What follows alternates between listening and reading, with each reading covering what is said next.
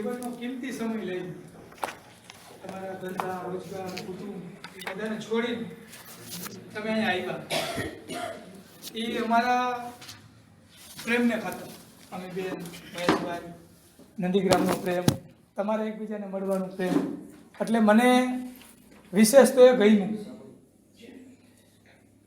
પણ છતાં એમ થાય કે તમારો સમય 3 દિવસનો અમારે વાડીએ જવા માટે અમારે ઘરેથી એમ કે ને ભાતું એ 3 દિવસ આપના વર્ષનું જીવનનું એક ભાતું થઈ જાય એ રીતનું આપના અહીંથી શીખીને જાય જાણીને જાય એ બહુ અગત્યની વસ્તુ. એટલે તમારો અને આપણા બધાનો સમય એક જળવાઈ રહી આપણા માટે બહુ અગત્યની વસ્તુ. બીજું અમારું કામ સુતારની કોળ હોય ને વર્કશોપ એના જેવું એટલે અમે ઘાટઘડા કહેવાય. એટલે ઘાટઘડામાં ધંધડો ન હોય. કયાંક ટેબલનું પાટિયું ખુરશીમાં ગરી જાય, ક્યારેક ઊંધાવું થઈ જાય તો તમને આવું શું એમ તમે બહુ કાંઈ એટલી બધી નોંધ લેતા નહીં. તમારે નોંધ લેવાની જરૂર નથી. શું કામ જરૂર નથી? કે મારી પાસે રંગારાનું કામ નથી, ઘાટઘડાનું કામ. એટલે અમારી ઘણી બધી ભૂલ પડે એટલે અમારે એમ લાગે કે આ કૃતિ નથી જોતી તો અમે એ કૃતિને સાઈડમાં કરી નાખી, બીજી કરીએ. પણ હવે અમે એ કૃતિ કરતા તમે આવી ગયા, તમે જોઈ લીધી તો શું થશે? ગડબડ થશે. એટલે મારી ઘણી વખત એવું બને કે મારા મનમાં જે પીરિયડ, મારા મનમાં કંઈક વિચાર, મારા મનમાં કંઈક ફોર્સ આવતો હોય એ હું બોલી નાખતો. એટલે મને તો હું મમ્મીબેનને કહું કે મને ન બોલાવો એ સારું. તમારી સાથે હું 3 દિવસ સુધી આંખ બંધ કરીને રહું, મૌનમાં રહું તો વધારે આપને એકબીજા અનુસંધાન કરી શકીએ. પણ છતાંય ક્યાંક આપને પ્રવેશ કરવા માટે અમુક શબ્દોની જરૂર પડે એટલે એક નાનો પ્રયત્ન કરશું, બરાબર? એટલે જે હું બોલું એ તમારે બધાએ ભૂલી જવાનું. મારી તમારે એક પણ વાત માનવાની નથી. અહીંથી ઘરે ગયા પછી નહીં, વાત પૂરી થઈ, સ્ટોપ થયું એ જ ક્ષણે તમારે ભૂલી જવાનું. હવે તમારે જો એનો ઉપયોગ કરવો હોય તો ઘરે જઈને એને ખોલવાની, પછી તમારે એમાં વિચારવાનું, વિચારી અને પછી પ્રયોગ કરવાનો, અનુભૂતિ કરવાની, ત્યાં સુધી નહીં. તમે પછી એકબીજા ચર્ચા કરવા માંડશો કે આને આમાં કામ કેમ કીધું, આમ કેમ કીધું, તો એ તમારું અનુસંધાન થવાનું અને એ તમે અનુસંધાન કરવાના પ્રયત્ન કરતા નહીં. શું કામ? કે મને ખબર નથી કે આ કઈ કૃતિ બનશે. તમે આ બધું કરશો તો લગભગ આપનો મેળ પડશે નહીં. એટલે બધાએ અહીંથી ઊભા થાવ, વાત પૂરી થઈ જાય એટલે બધાએ ભૂલી જવાનું. એમાંથી કાંઈ પ્રશ્ન કોઈને થાય તો આપણે ચર્ચા કરશું. ખ્યાલ આવી ગયો? એક તો આ પવિત્ર ભૂમિમાં રહેવું, આ પવિત્ર ભૂમિમાં આંખ બંધ કરીને સાધના કરવી એ મને એમ લાગે કદાચ આપના બધા માટે એક જીવનનો લાવો કહેવાય. અને બધાને આ લાભ નથી મળતો. અને અમારે તો આ લોકો અહીંયા રિયાઈ તો કાયદેસર લાભ ઉઠાવે જ છે.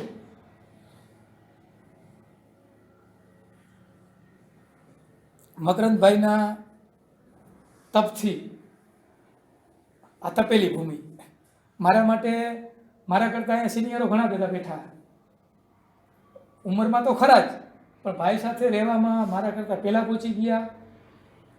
અને ઘણા ભાઈના પોતાની અનુભવો અંતે એવું બધું ખાસું. એટલે મારે અત્યારે મુશ્કેલી મોટી એ કે સિનિયરો વચ્ચે બોલવાનું. એટલે અત્યારે મને કાંઈ નહીં કે પછી તતલાવશે.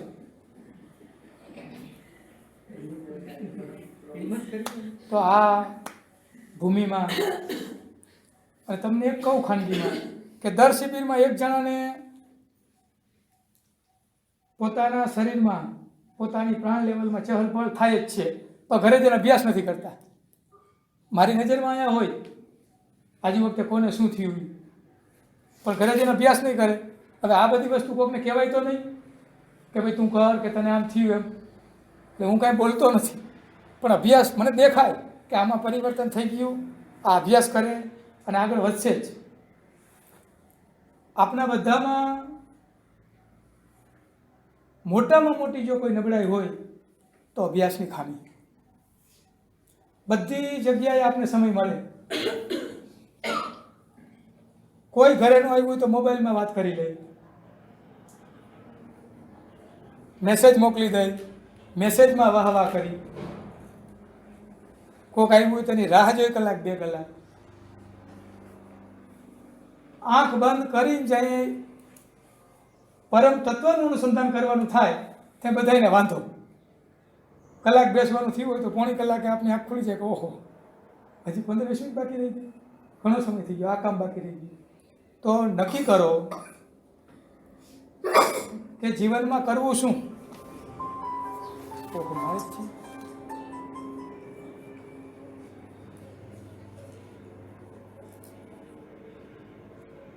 જીવનમાં કરવું હોય શું. ભાઈ એક વખત અમે હતા, બેન હતા અને હજી બીજા અમે 3-4 મિત્રો હતા. અમને બધાએ એક વખત પ્રશ્ન કર્યો કે માણસે જીવનમાં કરવાનું શું. આપણે તો કંઈ બોલવાનું હતું નહીં. બેને કંઈક 2 વાત કરી, સમર્પણ ને બીજાથી જ્યારે તે 20 વર્ષ પહેલાંની વાત, એટલે બહુ એક્ઝેક્ટ યાદ નથી. ભાઈએ કીધું ના ના, તો પછી બેને જ કીધું કે તમે જ કયો. તો ભાઈએ કીધું કે માણસે પોતાના જીવતા જીવન દરમિયાન, બરાબર સાંભળજો, પોતાના જીવતા જીવન દરમિયાન મૃત્યુ પામવાની કળા શીખી લેવાની. આપના બધા માટે જો કંઈક નિશ્ચિત હોય તો એ મૃત્યુ ગમે ત્યારે આવી શકે.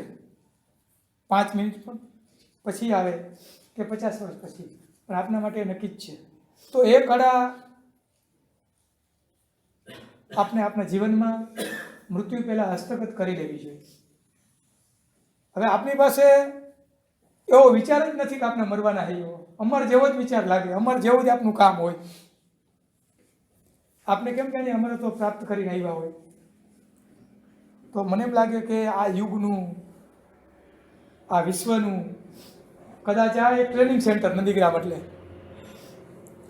નંદીગ્રામમાં કોઈ એક ધર્મ નથી, કોઈ એક ઉપાસના નથી, કોઈ એક જાતિ નથી, કોઈ એક પ્રાંત નથી. આ તો કહેવાય ને કે જે વિવેકાનંદની કલ્પનાનો વિશ્વ ધર્મ કે જેની અંદર બધા આવે એનું આ સેન્ટર. આ સેન્ટરની અંદર મકરંદભાઈની હયાતીમાં અમુક નાના નાના સ્થાનોની સ્થાપના કરવામાં આવી. હવે આમ જોવા જાવ તો એ સ્થાનોમાં આપને કાંઈ લાગે નહીં. બીજા મંદિરોની સામે તો આપનું આ ખંડેર જેવું લાગે, અસંસ્કારી જેવું લાગે, કાંઈ છે નહીં એવું લાગે. અને એના કરતાં વધારે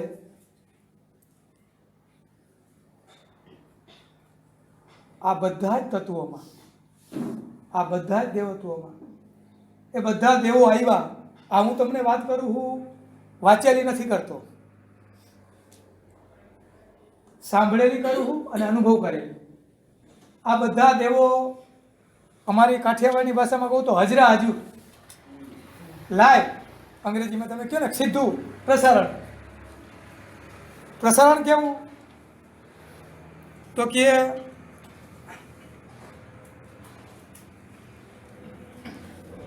તમને અમારું મોઢું નથી દેખાતું, દેખાય?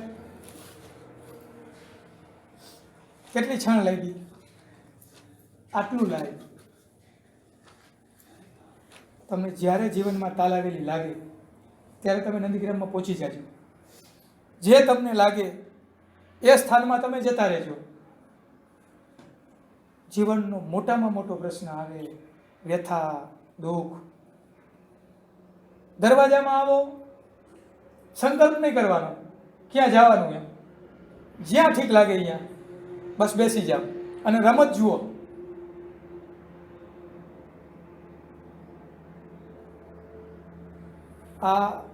મને તો આ બધા દેવોના એટલા બધા અનુભવો થયા. મને એમ થાય કે હું તમારી યારે વાત કરું, મારે વાત કરવી જોઈએ. પણ એના માટે પાઇપલાઇનમાંથી પાણી પસાર થતું હોય એટલે મોટર તો ફોર્સ કરતી જ હોય. પણ હવે પાઇપ કેટલું એનું મોઢું ખુલ્લું રાખે એની ઉપર આધાર. તમે જો આ દિશામાં બધા આગળ વધશો, સાથે જોડાશો, તો આવી બધી વાતો આપણે કરશું જ. હવે આપણી પાસે સમય આવી વાતોનો જ છે. ખ્યાલ આવ્યો? કહેવાનો મતલબ સમજાણો? તો નંદીગ્રામમાં બધા દેવતત્વોની કૃપા છે, ભાઈની તપેલી ભૂમિ. અહીંયા નાનો સંકલ્પ કરો, નાનો સંકલ્પ, તો એ વટવૃક્ષ તરીકે એ પ્રસરે. સમય આવી, પણ આપણે આપણા જીવનમાં ખબર જ નથી શું વિચાર કરવો, કેવું બોલવું, એ ખબર જ નથી. ગયે વખતે મેં શિબિરમાં કીધું હતું, વિચાર માત્રથી શરીરની સમગ્ર રસાયણ પ્રક્રિયા બદલે, વિચાર માત્રથી. અને એથી ઉપર કહું તો એ વિચાર માત્રથી સૂક્ષ્મ શરીરના તરંગોમાં, સ્થૂળ અને સૂક્ષ્મ તરંગોમાં નફો અને નુકસાન બે થાય. ખરાબ વિચાર આવ્યો તો અંદરનું પટન તૂટશે, સારો વિચાર આવ્યો તો અંદરના પટનને મજબૂત કરશે. તો પહેલું તો કાંઈ ન થાય તો કાંઈ નહીં, પણ દિવસ દરમિયાન કેવા પ્રકારના વિચાર આવે છે, કેવા પ્રકારના વિચાર કરવા જોઈએ, એમાં આપની એક જાગૃતિ હોવી જોઈએ. પણ મારા ખ્યાલથી લગભગ આ જાગૃતિ આ સંબંધોમાં, આ વ્યવસાયમાં ટકતી નથી. આપનો મોટામાં મોટો દુશ્મન કોણ?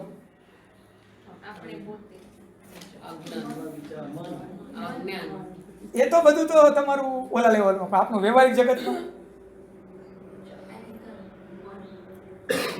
જગતમાં આપનો મોટામાં મોટું આપનો ખાસો સમય કોણ રોકી લે?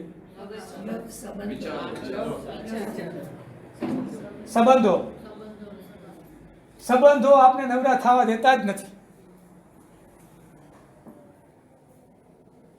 સંબંધોમાંથી કોઈથી સુખ મળે જ નહીં. અત્યાર સુધીમાં બોલો કોઈને સુખ મળ્યું હોય તો કયો?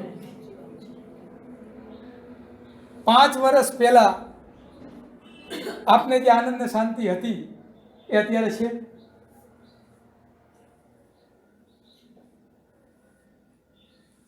કોક તો વડીલો કયો કઈ? નાની ઉંમર વાળા કોઈ નહીં કઈ? 5 વર્ષ પહેલાનું તમને યાદ હતું કે તમારી મનોસ્થિતિ શું હતી? તો તમે અત્યારે કઈ રીતે કરી આપો? અત્યારે તો અલગ વસ્તુ. મેં તમને શું પૂછ્યું 5 પહેલા? હા, ના ના, બીજું જે ભગવાને આપને 5 વર્ષ પહેલા આપ્યું હતું એના કરતાં આપની પાસે અત્યારે વધારે કે ઓછું?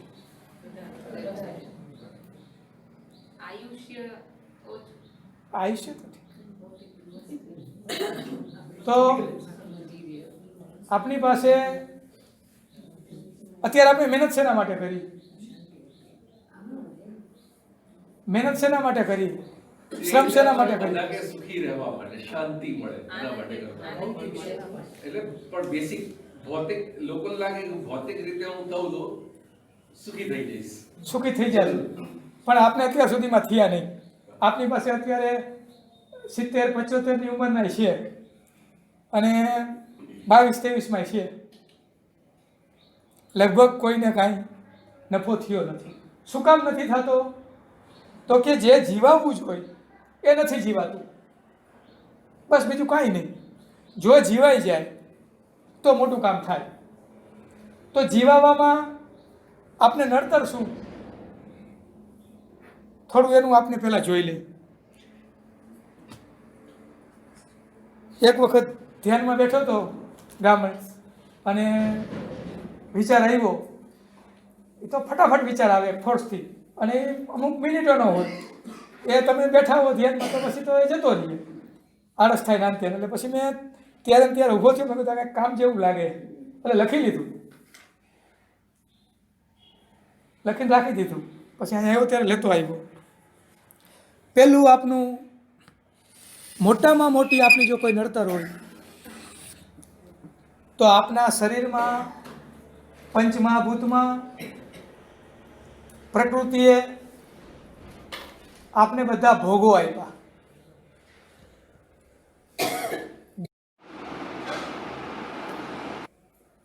દુઃખનું મૂળ ભોગ. પછી તમારે જે અર્થ કરો, આ તો હું એમ જોઈ, મેં તમને વાત કરી, તમે દુઃખી થઈ જતા, મને તમારે ન લેખું કાંઈ નહીં, મને વાંધો નથી. પણ હું જે સમજ્યું એ તમને કહું. આ ભોગની પછી તમે જે વ્યાખ્યા કરો એ ભોગમાં પરમાત્માએ આપને પ્રોગ્રામ નાખ્યા જ છે. ભય, ભૂખ, ઊંઘ, સેક્સ, આ 4 વસ્તુ માગો તોય ભલે, દૂર રાખો તોય ભલે, આવે આવે ને આવે. ક્યારે આવે તો કે એનું ઉંમરના પ્રમાણમાં, ઉંમર એટલે ખબર ને, શરીરની ઉંમરના પ્રમાણમાં એમાં ફેરફાર થાય. એક ડિમાન્ડ એક દિવસે હોય, અમુક ઉંમર પછી બીજી ડિમાન્ડ આવે, એના પછી ત્રીજી ડિમાન્ડ આવે, એ બદલાવ આવે. પ્રકૃતિના નિયમ પ્રમાણે આપના જન્મની હારે એ પ્રોગ્રામ જો ભગવાને નાનો નાખ્યો હોય તો બહુ ભોગો આપને હેરાન નહીં કરે, એ ભોગો દુઃખ નહીં આપે. અને જો એમાં કાંઈ ફેરફાર નહીં કર્યો હોય તો એમાં બધા જ પ્રકારના દુઃખો આપની સાથે આવી ભળી જશે. એમાંય પરમાત્માની કૃપા હશે તો ક્યારેક પરમાત્મા ઝટકો મારશે દુઃખમાંથી દૂર કરવા માટે, કૃપા કરશે. પરમાત્મા એટલી નિષ્ઠુર નથી કે કૃપા ન કરે, એ કૃપા કરશે તો એમાંથી એ થઈ શકે. તો આ ભોગ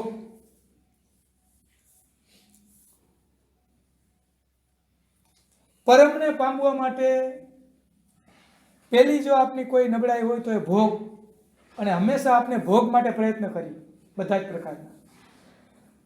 જ્યાં સુધી ભોગ પૂરા નહીં થાય,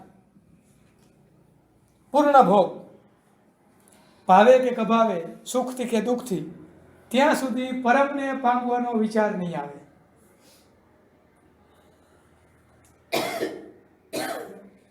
વાત સમજાણી? તેનો સમજાણી. ચાલો, સવારથી સાંજ સુધીમાં આપણે વિચાર કેટલા આવે? માની લો કે 1 મિનિટના કરી 20 લેખી, 20માંથી પરમને પામવાના કેટલા, સંબંધોના કેટલા, ભવિષ્યમાં કંઈક કરવા માટેના કેટલા.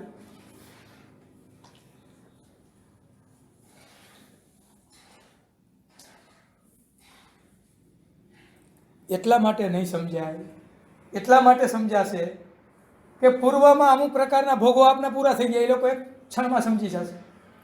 જેના ભોગો બાકી એ લોકો નહીં સમજે. એ જો બે ભેગા થશે અને વાત કરશે તો એમાં ત્રીજો સમાજ ઊભો કરશે. કાં આપની પાસે આને પરખવાની શક્તિ હોવી જોઈએ, અને કાં પછી એમાં ભળી જાવ ને એમાં પછી ઓલું બધું કહેવાય ને, શમશાને જાય શમશાન વેલા ગાવે, એના જેવું થાય. એટલે આ બહુ અગત્યની વસ્તુ. બધી આ વસ્તુ નહીં સમજીએ.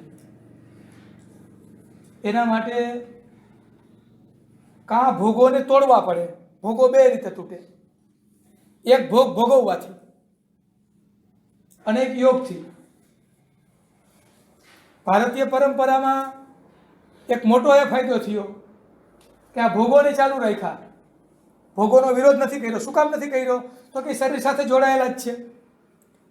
જેમ તમે એને દૂર કરશો, જેમ તમે એને અંધકારમાં રાખશો, પૂરશો, એ રીતે વધારે ફોર્સથી બહાર આવશે. તો એ આપના ભોગવો, ભોગમાંથી નીકળવા માટે પ્રયત્ન કરો અને પરમને યાદ કરો. 3 વસ્તુનું કામ ભેગું થશે. ત્રિસ્તરીય જો કામ થશે તો આ એક રાઉન્ડ તૂટશે. આને આપણે આપણી ભાષામાં કેવું હોય તો આ આપણો પશુભાવ કહેવાય, માનવ ભાવ નહીં. કયો ભાવ?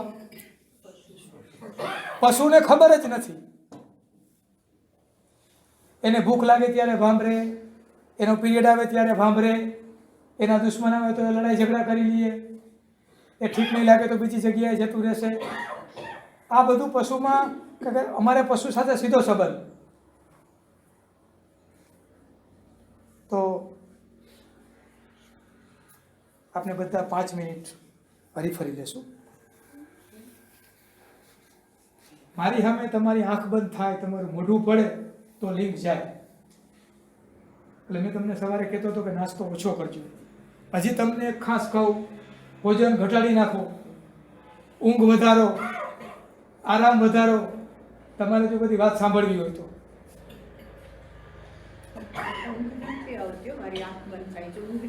તમે 40-45 માના એક તે સિવાયના હોય, એક આટો મારી લે બધા 5 મિનિટ હરીફરી લે, પાણી પી લે, ફ્રેશ થઈ જાય.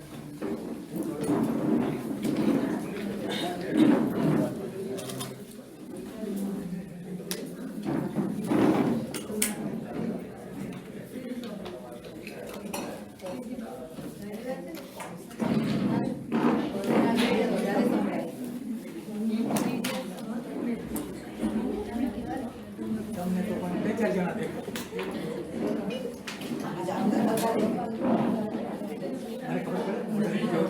તમારે આંખ બંધ આવે મારે બંધ ખુલ્લી યારે મતલબ ન હોય.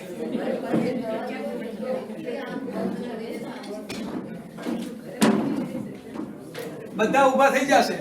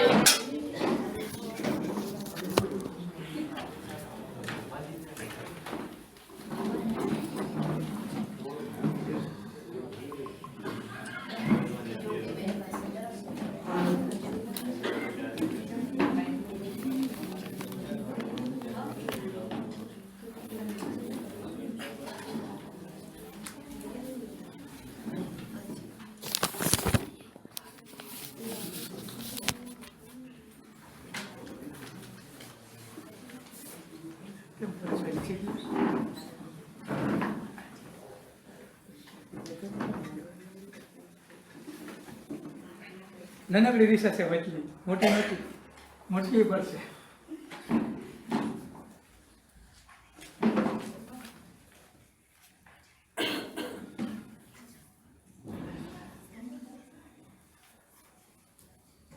થોડા જાગૃત રહેજો, બધાય વાત કરવાની મજા આવે. કારણ કે ભોગમાંથી ઉપર જઈશું પછી હજી બીજો સ્ટેપ લેશું, એવા તો 6-7 સ્ટેપ છે. તે સિવાયનું ઘણું બધું આજે વખતે આમ લેસન કરીને આવ્યો.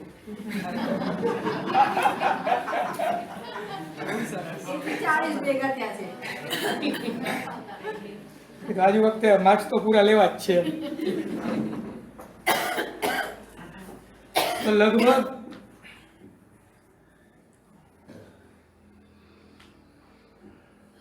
પશુ ભાવમાંથી પરમાત્માના નિયમ પ્રમાણે પૂરેપૂરા ભોગ ગળા સુધી નહીં, નાક સુધી આવે અને પછી અંદરથી થાય કે આ બધી વસ્તુ ખોટી. ભોગમાંથી જઈને ઝેર ભાસવા માંડે. ભોગથી સામે જોવાથી આમ અરેડાટી થાય ત્યારે આપનો એક અધ્યાય પૂરો થાય.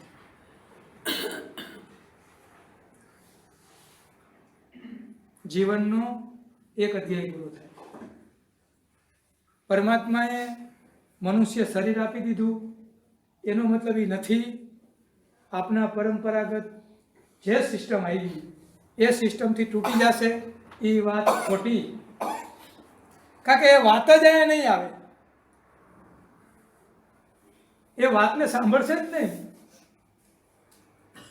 ભોગ પ્રધાન વ્યક્તિ આ વાત સાંભળશે જ નહીં. સાંભળવા માટે એની પાસે પોતાનું મન જ નથી.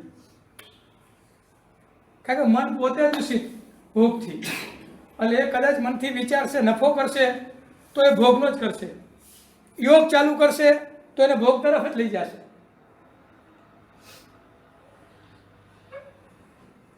સારો ભોગ મળશે, સારી વસ્તુ મળશે, પણ ભોગમાંથી મુક્તિ નહીં મળે. એટલે આપણે બધા આમ જોવા જાવ તો બહુ ભાગ્યશાળી. એટલા બધા ભાગ્યશાળી કે આપણે ખબર નહીં પડવા આ યોગ અને આ ભોગ. ભોગમાંથી બહાર નીકળવું જોઈએ એના માટે આપણે પ્રયત્નશીલ થયા. પ્રયત્નો આપણે કર્યા. આપણા અત્યારે પ્રયત્નો ચાલુ જ છે. અને ઘણા મિત્રો એનું ભેદન પણ ઘણાએ કહ્યું. એટલે મને એમ લાગે કે આ યુગની અંદર આનંદની વાત મોટી એ કહેવાય. ભગવાનને ભોગ ધરાવે એમ કહીએ છીએ ને, તો એ કયો ભોગ? એ હવે એ સાધનાનો ભોગ. સાધનામાંથી આપનો ભાવનો ભોગ આપની સાધના માટેનો. તો એ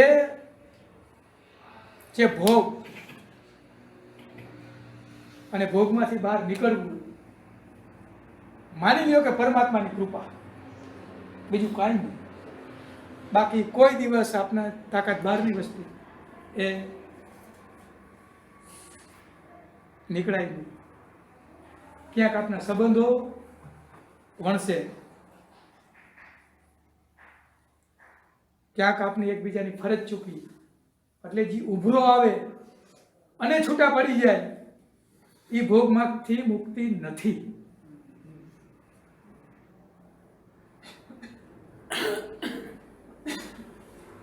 ડાયાબિટીસ આવ્યું, સુગર બંધ કરી, ભોજન તરફથી મમત્વ ઘટ્યું, એ યોગ નથી, અધૂરો ભોગ. એ ફરીથી ભોગ ઊભો જ છે. ભોગ ક્યાંય જવાનો નથી. શું કામ? કે ભોગમાંથી યોગ દ્રષ્ટિથી એ જ્યાં સુધી ભેદાય નહીં ત્યાં સુધી ગાડું આગળ ચાલે નહીં. કેવી રીતે ભેદવો, શું કામ ભેદાય, કઈ પદ્ધતિથી ભેદાય, અત્યાર સુધીમાં કોને ભેદ્યો, ભેદતી વખતે શું શું અનુભવ થાય, એ બધું મકરંદભાઈએ અલગ અલગ પુસ્તકોમાં અલગ અલગ રીતે લખ્યું જ છે.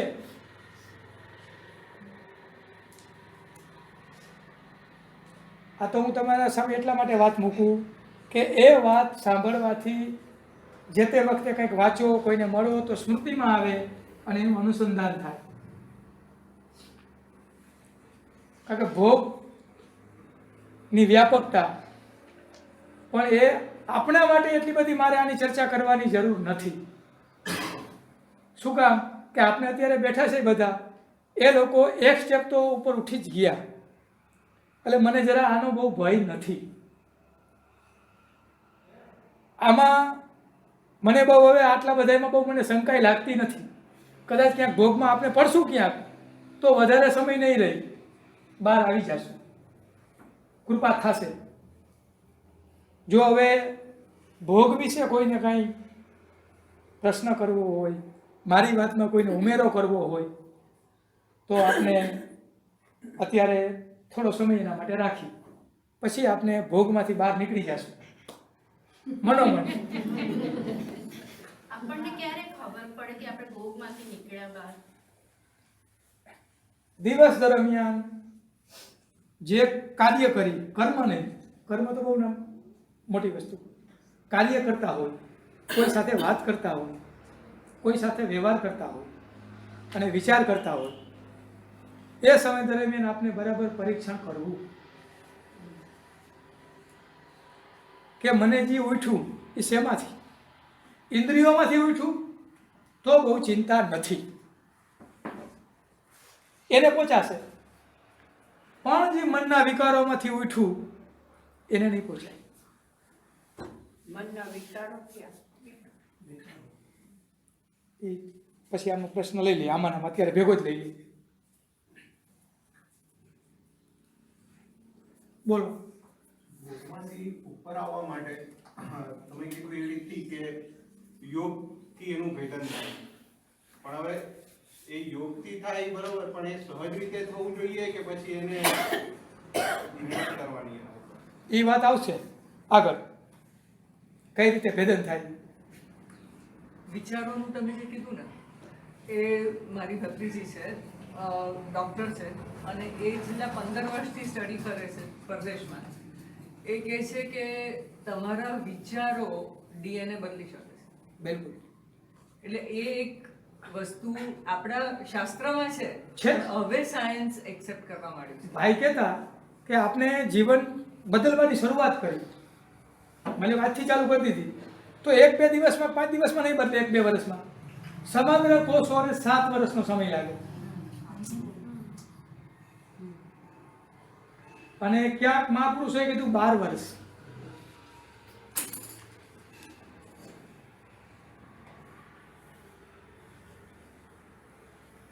બીજું કોઈને હું ભોગ એટલે આપણા કર્મ. હે ભોગ એટલે આપણા કર્મ.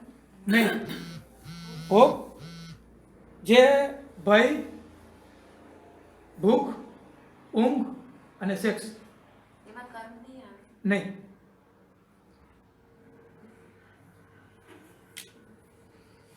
એને લગતા કર્મો ખરા. એને લગતું બધું ખરું, એ તો આખું એક આમ કહેવાય ને કે આખું આમ ઝુંડો. અત્યારે આપણે સ્થૂળ ભોગમાં જ વાત કરી. હા, એ વિચાર રોકવા હોય તો કેવી રીતે? વિચાર રોકવા કે ભોગ રોકવાના? એટલે એને વિચાર આવતા હોય તો એવા વિચાર. ભોગના વિચારો આવતા. પેલી,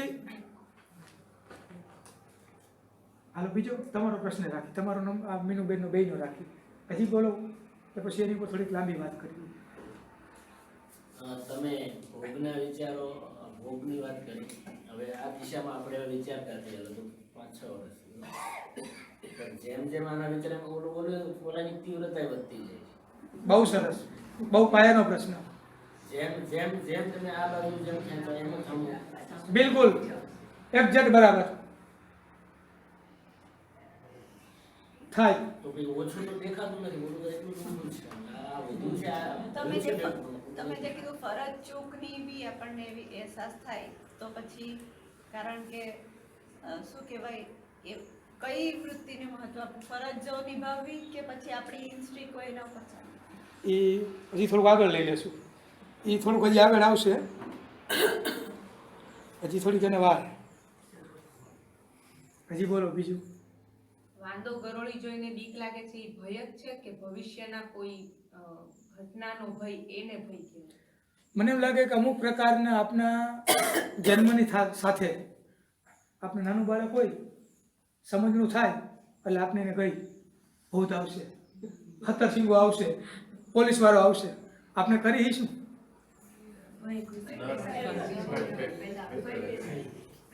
આને અડમાં આમ કરમાં આમ થઈ જશે, કરી શું?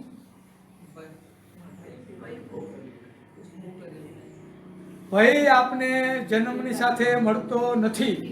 આ બહારનો અંદરનો ભય તો ખરો જ, બહારનો નથી મળતો. બહારનો તો આપણે આપણા બાળકોને ટ્રેનિંગ આપીને શીખડાવી, આમ કરને કર આમ થઈ જશે, આમ કરને કર આમ થઈ જશે, આવું થઈ જશે, બહાર નીકળતો નહીં, ભૂત આવે, આમ થાય, આમ થાય. ઈશ્વરનો પણ ભય બતાવીએ છીએ, પનિશમેન્ટ મળશે આમ હા. કરીશ તો આવું ભગવાન છે. તને પનિશમેન્ટ આપશે. હા, ભગવાન તને આમ કરશે. હા હા, બોલો. એવું પણ કોઈ તો એ જમાનો વાંદો ગરોળી જોઈને બીક લાગે છે એ ભય છે.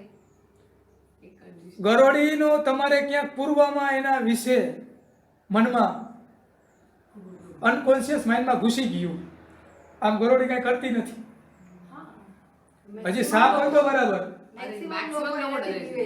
વાંધો મને એમ લાગે કે આપને જન્મથી જ બાળકોને ઉછેરવામાં, તમને હું આદિવાસીના અમારા છોકરા અહીંથી બતાવું, તમારી ગરોળી શું ખરાબ જાત હોય તો પૂછડું ખેંચીને હાલતા થઈ જાય. ગીરના જંગલમાં આદિવાસીના છોકરા રહીએ, સિંહનો ભય નથી. સિંહ આમ સામે બેઠો હોય, છોકરા અહીંયા રમતા હોય. અમારા નાના નાના છોકરા હોય તો એ નાનું છોકરું જન્મીને મોટું થાય તો પાડુડા વાછરડાને પાછું કરે, અને આપણે શીખડાવી જાતું નહીં, નકર લગાડી દેશે, પગ ભાંગી જશે, ઓલું થઈ જશે, ઓલું થઈ જશે. શું કામ? ઉછેર કેવો કરી છે એની ઉપર આધાર. ઉછેરમાં તમે કોઈને ગરોળીને પકડ, પાછું એને દોસ્તાર એને શીખડાવે. મારી બા આમ કહેતા હતા, મારી ભત્રીજી છે ને પ્રશ્ન લઈને આવે, કહેશે કાકા, કહેશે અમારી બેનપણી આમ મને કહેતી, સાચું ખોટું, કેટલું કેટલું નવું નવું શીખી આવે. નવા નવા પ્રસંગ આપણે એમ થાય કે એના ઘરમાં એવું હશે, ખબર પડી જાય કે તમે ઘરમાં કેવું જીવો છો, એવું છોકરું આપણું બાળક સંસ્કાર લઈએ.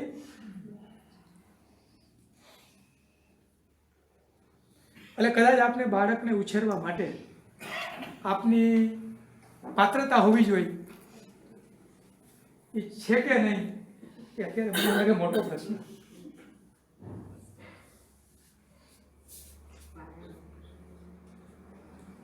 બીજા કોઈના આમાં પ્રશ્ન?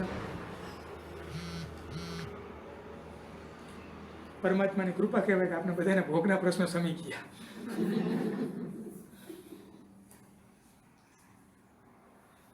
નહીં? તમારો મીનુબેન પ્રશ્ન? મનના વિકારો કયા? મનના વિકારો કયા? તમારો પ્રશ્ન? વિચાર આવતી અટકાવવા કેવી રીતે? મનના વિચાર પછી વિકાર. અચ્છા, મનના વિકાર વિચાર. તમે કીધું ને કે હા હા હા હા તમને હા, ઈચ્છા હા. થાય છે મનની છે કે ઇન્દ્રિય હા. મનના વિકારોની છે કે વિકાર. બીજું એટલે એને ભોગના વિચાર આવે તો એને ભોગ અટકાવવા કેવી ભોગના વિચાર. સૌથી મોટો પ્રશ્ન રીતે? વિચારનો અટકાવે. ભોગનું ભેદન કેમ કરવું?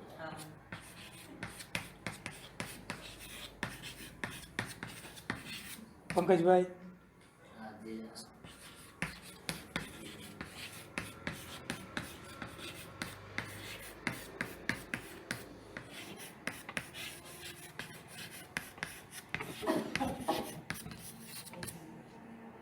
બરાબર.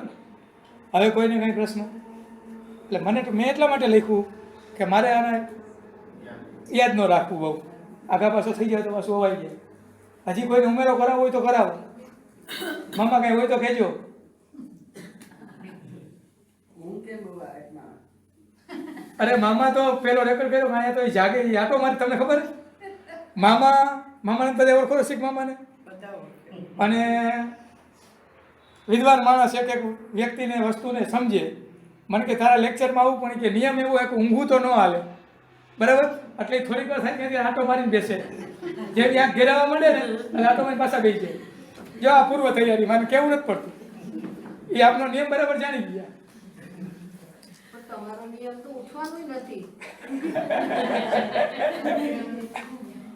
હવે હા, એક જ પ્રકારનું ભોજન શરીરને અનુકૂળ આવતું હોય અને બીજા ભોજન ઓછા અનુકૂળ આવતા હોય તો એ પણ ભોગ છે. નહીં, જરાક તમે અનુબેન સાથે ચર્ચા કરી. એ ભોગ નથી, એ શરીરની જરૂરિયાત. પણ આપણે જઈમાં પછી જોવું કે આ ખાધા પછી શું થયું, પછી વિજ્ઞાનને જોવું કે આટલા વર્ષો સુધી અમુક લોકોએ ખાધું હતું, તો વિદ્વાનોએ આપણી સામે લખીને મૂક્યું કે લાંબો સમય સુધી ખાવાથી અમુક પ્રકારના અવયવોને સ્ટ્રેસ પડે, વજન પડે, તો વજન ન પડે એના માટે જોવું. અને એક જ દિશામાં ખોરાકની ઈચ્છા થાય એનો મતલબ એ થાય કે ક્યાંક આપણી ખામી રહી ગઈ, એ પણ જુઓ.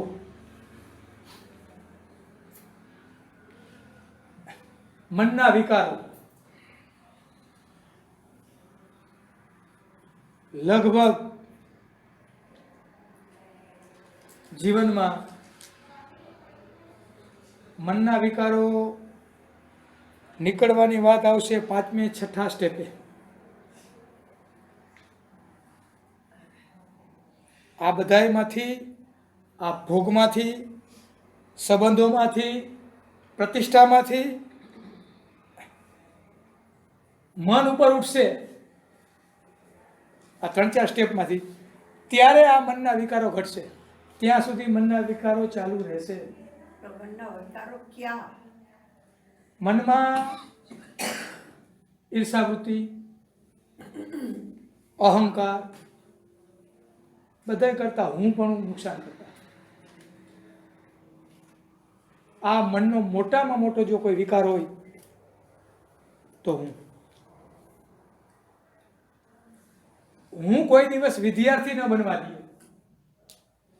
અને જ્યારે વિદ્યાર્થીનું આપનું પાત્રતા, વિદ્યા માટેની પાત્રતા જતી રહીએ એટલે એ આખા વિકારે આપને રોકી લીધા. મને જ ખબર, મને આવા પ્રકારના અનુભવ થયા, મારી જ વાત લોકોએ માનવી જોઈએ, મારી વિરુદ્ધમાં કેમ વાત કરી શકે, એને કાંઈ ખબર નથી પડતી, મારી પાસે આટલું, મારી પાસે આવી મોટી સત્તા. આ બધા જ પ્રકારમાં જે વિચાર ઉઠે, દૂષિત વિચારો, જે વિચારોની અંદર રાગ હોય, દ્વેષ હોય, ગમા હોય, અણગમા હોય, ઈચ્છાઓ હોય, માન્યતાઓ હોય, એ બધા મનના વિકારો, મનના વિચારના વિકારો. વાત સમજાય? તો એને દૂર કરવા માટે શું કરવું? પેલું તો આનું ભેદન થશે તો જ એ વિચાર સારો આવશે, નહીં તો નહીં આવે. આવા કેટલાય સ્ટેપને ભેદવા પડશે ત્યારે જ એ વિચાર આવશે. તમારે વિચાર રેડીમેડ જોતો હોય, સાધના કરવાથી જોતો હોય, મંત્ર જપથી જોતો હોય, ક્રિયાથી જોતો હોય, તો અત્યારે છે નહીં. મારી પાસે વાંચનમાં નથી આવ્યો, મારા અનુભવમાં નથી આવ્યો. પણ જો તમારી પાસે પૂર્ણ શુદ્ધ મન હોય, પૂર્ણ શુદ્ધ મન, જેમાં છેલ્લો પ્રતિષ્ઠા, ગુરુપદની પ્રતિષ્ઠા, માણસ બધા ભેદનો ભેદી નાખે, એક એની ઈચ્છા રહી જાય, એ ઈચ્છા પણ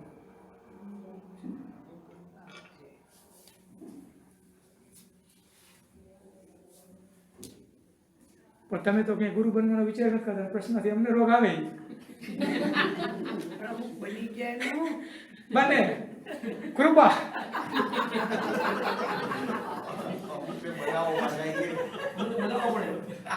તમારે હજી ઉંમર નાની છે એટલે આ રોગ નહીં આવે, એટલે બહુ હમણાં કઈ ટેસ્ટ કરાવવાની જરૂર નથી.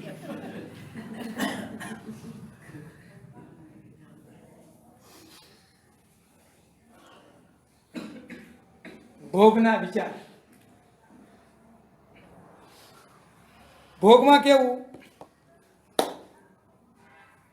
કે દિવસ દરમિયાન જે વિચારો ઉઠે છે એ વિચારોમાંથી કા રોજિંદુ જીવન જીવાય. દૂષિત વિચારો ઉઠે તો ભોગ તરફ લઈ જાય. સ્વાર્થી વિચાર, જેટલા સ્વાર્થના વિચાર ઉઠે, મારા વિચાર ઉઠે, મારા નફાના વિચાર ઉઠે, મારી પ્રતિષ્ઠાના વિચાર ઉઠે, એ બધા નીચે આવે. એ વિચાર ઉઠો, એ વિચાર ભોગને પ્રજ્વલિત કરે, એને સ્પંદન કરે, એમાંથી ભોગ ભડકે. ભડકે. પણ વિચારમાં પરોપકાર વૃત્તિ આવી, નિસ્વાર્થ ભાવ આવ્યો, સેવાના ભાવ આવ્યા, મમત્વના ભાવ આવ્યા, તો એ ઉપર જાય. મમત્વ તો બાંધે.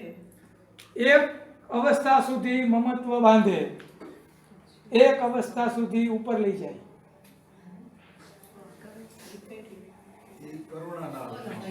દાખલા તરીકે માં અને સંતાન. અમે બેન મને કહે જે બેનો લગ્ન ન કર્યા ની માને નહીં કોઈ, એની યારે બહુ માથાકૂટમાં ઉતરવું નહીં.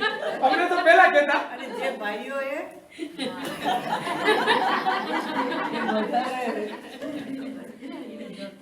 શું કામ કે આપને પ્રકૃતિગત નિયમ, એક સાઈડમાં પ્રકૃતિ, એક સાઈડમાં પુરુષ, એક સાઈડમાં શક્તિ, એક સાઈડમાં શિવ. શિવ અચલ હલે નહીં, પ્રકૃતિ પ્રવાહી. તો પ્રકૃતિનું નિયમન કોણ કરશે? શિવ. પણ પ્રકૃતિ શિવ સુધી જશે નહીં તો એ પ્રકૃતિ ફંટાશે. એટલે આપણા બધાના જીવનમાં, આપણા દરેક શરીરમાં, નહીં કે સ્ત્રી કે પુરુષ, બધાયમાં એક શિવ અને બધાયમાં એક શક્તિ. પણ આયા પુરુષમાં શિવ તત્વ વધારે છે, પ્રકૃતિમાં પ્રકૃતિ વધારે. કારણ કે હંમેશા પ્રકૃતિને પ્રવાહિત એટલા માટે થવું પડે કે શિવ તત્વથી કાંઈ સર્જન થાય જ નહીં. સર્જન માટે પ્રકૃતિએ સ્વયં મેદાનમાં આવવું જ પડે. અને જે દિવસે શક્તિની પોતાની પ્રવાહિતા ઘટી જાય તે દિવસે પૂરું.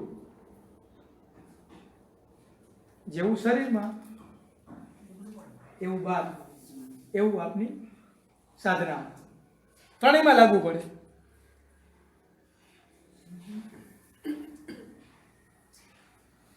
સાધનામાં અમુક પ્રકારની ઊંચાઈ ઉપર તમે સાધન ચાલુ કરો, મંત્ર જપ ચાલુ કરો, ક્રિયા ચાલુ કરો, એટલે આ બધું ઉઠે. આવા સ્વપ્ન આવે, આવા વિચારો આવે, આવી ઈચ્છાઓ જાગે, આવા વિકારો ઉત્પન્ન થાય, ગભરાઈ જાય. અમને આવા વિચાર આવે, આવવા જ ન જોઈએ. એ સમય દરમિયાન જો યોગ્ય માર્ગદર્શક ન હોય તો કાં તો સાધક સાધના છોડી દેશે અને કાં ભ્રમિત થઈ જશે.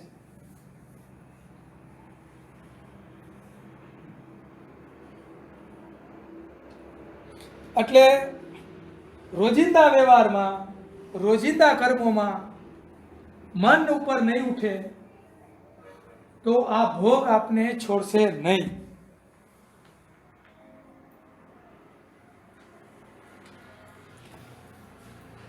ભોગનું ભેદન.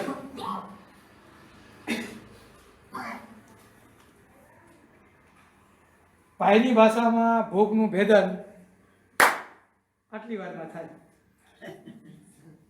કેટલી વારમાં?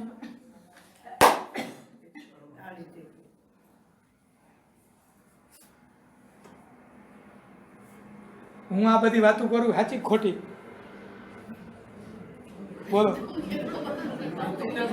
આટલો બધો મારો સમય બગાડવો જોઈએ, તમારો મારો સમય લેવો જોઈએ કે ન લેવો જોઈએ? કરી તો આ લેવું જોઈએ.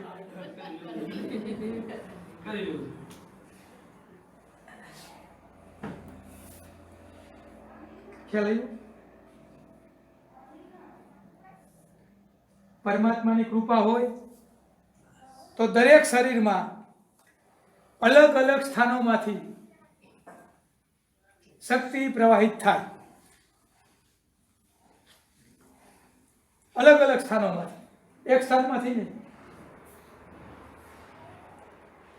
તો ક્યારેક ભોગના સ્થાનમાંથી શક્તિ જાગી, ક્યારેક પહેલે દિવસે જ પરમાત્માની કૃપા થઈ અને યોગથી જે ભેદન કરવાનું થાય ત્યારે બધા જ પ્રકારના ભોગો આવશે સામે. શું કામ કે ભોગને પેલું પૂરેપૂરું ખુલ્લું મેદાન અવકાશ મળ્યો, ગભરાવાની જરૂર નથી. એ સમય દરમિયાન તમે કોઈ પણ એક ક્રિયા કરી નાખો, કોઈ પણ એક અનુષ્ઠાન કરી નાખો, યોગમાંથી જાગેલો ભોગ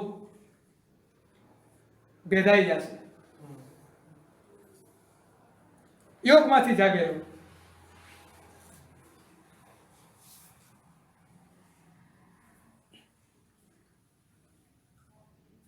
આ બે પ્રશ્ન લગભગ બાજુમાં હતા. એટલે યોગને રસ્તે હોય અને ભોગ જાગે એટલે યોગમાંથી જાગેલો કહેવાય. હા, યોગમાંથી જાગેલો કહેવાય. ભોગ એક શક્તિ છે. કઈ શક્તિ? હા, કઈ શક્તિ? કે જે મતલબ તમને મદદ કરે કદાચ તમારું લેવલ વધારવામાં. પણ ભોગ શક્તિ એવું કીધું કોને? એટલે પૂછું છું. નહીં, એ શક્તિ જ નથી. તો તમને એ ઓબ્સ્ટેકલ તો ખરો ને કે તમને આગળ વધવા માટે ઉપર ઉઠવા માટે, કારણ કે ભોગ છે તો તમે ઉઠાનું એનાથી ઉપર એક ભોગ એટલે એક માઇલસ્ટોન છે કે જેનાથી ઉપર આવવાનું. એ તો પરમાત્માએ પ્રોગ્રામ મૂક્યો જ છે કે બધા જ પ્રકારના ભોગો, બધા જ પ્રકારની ઈચ્છાઓ એ મનુષ્ય પ્રયત્ન કરે તો ભલે, ન કરે તો ભલે, એ ભેદાય જ. તો પ્રાંજલભાઈ, જ્યારે યોગના રસ્તે ભોગ જાગેલો હોય, એક વાતનું આપણને કોન્સ્ટન્ટ સ્મરણ ન અપાવે કે ભાઈ આ એક ટ્રાન્ઝિયન્ટ ફેઝ છે, તમારું લક્ષ્ય એ છે, હંમેશા તમને એક જાગૃતિ તો રહે જ ને કે આ જે ભોગ જાગેલો છે એ એક આપણું સ્ટેપ છે. It is not.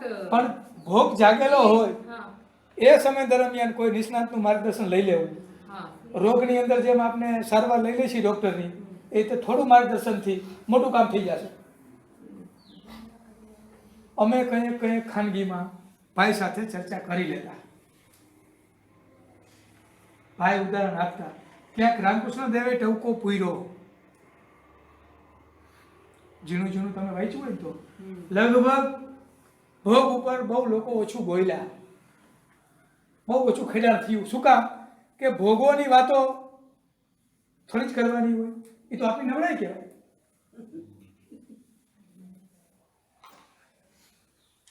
ભોજનની વૃત્તિ થાય, ભય થાય, ઊંઘ આવ્યા રાખે, સેક્સ વૃત્તિ જાગે, આ બધા ભોગો કહેવાય. આવી વાતો થોડી જ પૂછાય. તો યોગમાંથી ભોગ જાગે એની વાત કરી, પણ હવે જે ભોગ છે પણ આજે આમાં આવતા ઈ વધારે પ્રચલિત થાય. આમાં આવ્યા એ તમે યોગમાં આવ્યા, તમને આ વિચાર ઉઠ્યો. હું તમને એમ કહું કે તમે મંદિરમાં જાઓ, મંત્ર જપ કરો, યોગિક ક્રિયાઓ કરો, ઉપાસના કરો, સેવાકીય પ્રવૃત્તિ કરો, આ બધું યોગ જ છે. અને એનાથી ઘટવાના બદલે વધ્યું. વધ્યું એટલા માટે કે હજી પેલું ભેદન જ બાકી હતું. યોગ શક્તિ જાગી, યોગ શક્તિ પ્રવાહિત થઈ. વિચાર માત્રથી યોગ પ્રદીપ થાય, વિચાર માત્રથી. બહુ ક્રિયાકાંડો, કર્મકાંડો કરવાની જરૂર નથી, વિચાર માત્રથી થાય.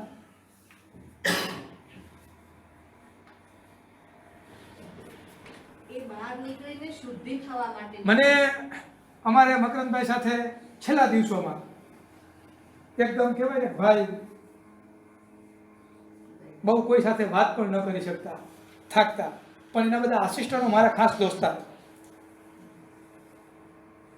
એટલે કાંઈ ભાઈના રૂમની વાત કરવી તો મારી આરોહીમાં ફરિયાદ થાય, અને બહારની બધાની જેટલી ફરિયાદ હોય મને કહે અને હું એને પૂછું. એટલે આવું એટલે પેલું બધા મિત્રો મને એ ફરિયાદ ચાલુ કરે કે આ લોકો માનતા નથી, અને બારવાળા સીધું એમ કે આ લોકો માનતા નથી, ભાઈને મળવા નથી દેતા. એ બે વચ્ચે મેં હું કરી, મને જે વાત આવે ને એમાં પછી મેં મારું ત્રીજું, મારી બુદ્ધિ ઉમેરી, મારો મેં વિવેક ત્રીજો કર્યો કે શું એમ. એટલે મેં મિત્રોને કીધું કે ભાઈ હું આવ્યો એવી તમારે જાણ કરવાની નહીં, ભાઈને કહેવાનું નહીં. શું કામ કે ભાઈના સમાચાર અમને ટેલિફોનથી નહીં આવતા હોય, કે બહુ થાકી જતા હોય, અગત્યનું કામ હોય. હવે આટલા વર્ષો સુધી ભાઈ સાથે રહ્યા, ભાઈએ અમારા માટે ખૂબ કર્યું, તો હવે અમારે ભાઈને હેરાન ન કરો છો. આ અમારો ભાવ. પણ મિત્રો અમારા નાના નાના બાળ ગોઠિયા, એનાથી રહેવાય નહીં. એક નહીં તો બીજો, બીજો નહીં તો ત્રીજો, કોકને કોક કહી દઈએ. જાણ કરી દીધી કે પ્રાણજીવન આવ્યું હોય, બસ વાત થઈ ગઈ પૂરી. બોલાવો, જવું પડે, ન જવું તો દુઃખ બીતા બીતા જાય. બેસ, શું હાલે, કેમ હાલે, આજે વાતું એ ચડે. આપણે તો ભાઈ આરામ કરો. ના, કેમ નથી થતું? અમારે બે વચ્ચે એક શબ્દ થતો, કેમ નથી થતું, ક્યાં અટકું? હું કહું ભાઈ તમે કયો. અમારે તો ઓલો વ્યવહાર, હું તમારી બધા સાથે મર્યાદા રાખું. અત્યારે મેં ભાઈ સાથે કોઈ દિવસ આવી મર્યાદા નથી રાખી. અમારે એક ઈ મારી વાત કાપે, હું એની વાત કાપું, બે એકબીજા વિરોધ કરી આમને સામને, એવો વ્યવહાર હતો હાઈ ક્લાસ રીતે. તો મને કહે કાંઈક ગોત, ક્યાંક ખૂટે. આ અનુષ્ઠાન કર્યું એમાં કેમ થયું, આનું કેમ થયું, ક્યાં મંત્રથી કયું થયું, ઘણી બધી ચર્ચાઓ થઈ. મને કહે ખાલી કમળનું ફૂલ ખીલે એટલી વાર બાકી છે. કેટલી? કમળના ફૂલને ખીલતા કેટલી વાર લાગે? એ કમળનું મેં જોયું નથી, પણ એમ કહે કે આમ ક્લિક થાય ત્યારે અવાજ આવે, ખુલે ત્યારે. તો ભાઈ કે કરો, એ કે કાંઈક એવું. અત્યારે વિજયભાઈ આવેલા, એટલે હું ને વિજયભાઈ કે આને કાંઈક લઈ જાય ક્યાં કમળને જોવા. અમે કમળ તળાવડી ગયા, ટિસ્કરીના કમળ તળાવડીમાં. ત્યાંથી વિજયભાઈ કે આ એમ ભેગું નહીં થાય કે કમળથી, અમારી બુદ્ધિ થાય નાની ને અમારી નાની ઉંમર, એટલે આ કાંઈ ખબર નહીં કે આ કમળ ઉગે ક્યાં કેવું કાંઈ. વિજયભાઈ કે આ બધા છોડવા આપણે લઈ જાય નંદીગ્રામમાં રોકી. અને નંદીગ્રામમાં જ કમળને ખીલાવી એમ. આઈડિયો સારો. એટલે એને ભાઈને બોલાવ્યો, તલાવડીમાં ઉતાર્યો, છોડ ઉચકાવ્યા, ગાડીમાં લીધા અને મૂક્યા. અહીંયા આવીને જે અત્યારે આપણે બેનની ઘરે પ્રાર્થના કરીને એ કમળ તલાવડીમાં એને છોડ મૂક્યા. હવે ભાઈ કે ફૂલ ખુલે અને તારે જોવાનું. એટલે અમે બીજાને પૂછ્યું તો કે ભાઈ વહેલી સવારે ખીલે. વહેલી સવારે ગયો, ફૂલ ખીલી ગયું હતું. એથી વહેલો ગયો, ખીલી ગયો. એથી વહેલો ગયો, ખીલી ગયો. એક દિવસ પ્રાર્થના કરી ગયો તો ખીલી ગયો. રાતના 12 વાગે ખીલે છે. ના ના, આજે અમે નહીં કરે પોણી ખુલી ગયા. હવે ભાઈ કે મૂકી દે.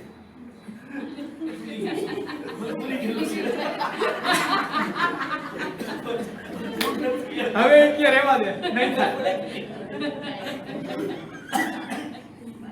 ભાઈ છૂટા પડ્યા, બે છૂટો, મારું આવવાનું ચાલુ રહ્યું. એ ઘટના 2000 લગભગ 6 કે 7માં એ ઘટી, અને એટલી જ વારમાં ઘટી. વધારે સમય ન લીધો.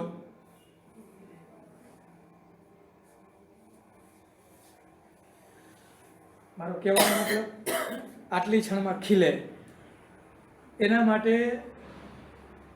પૂર્ણ પાત્ર. પૂર્ણ એટલે કે જેના વાણી, વર્તન, વિચાર, કર્મો,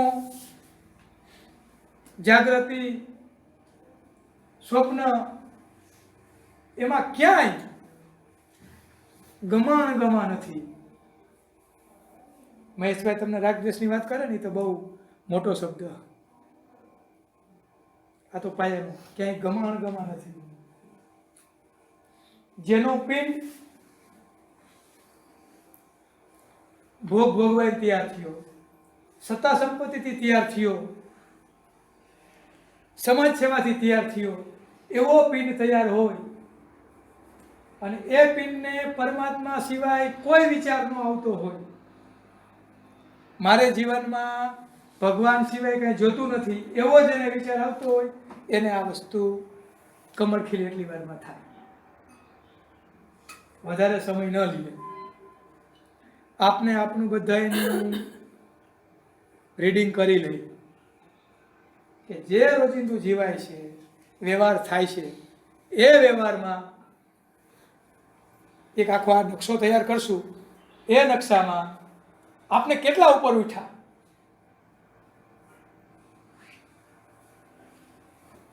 ખ્યાલ આવ્યો? 5 મિનિટની ને 10 મિનિટની મોટી રિસર્ચ.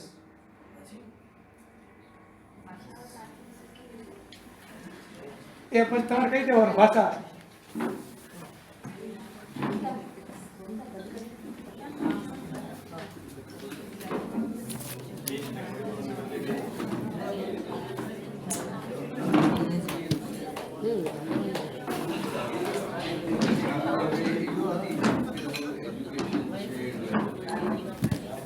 રિસર્ચ બધા માટે ફરજિયાત. ના, એ સરકારી કાયદો.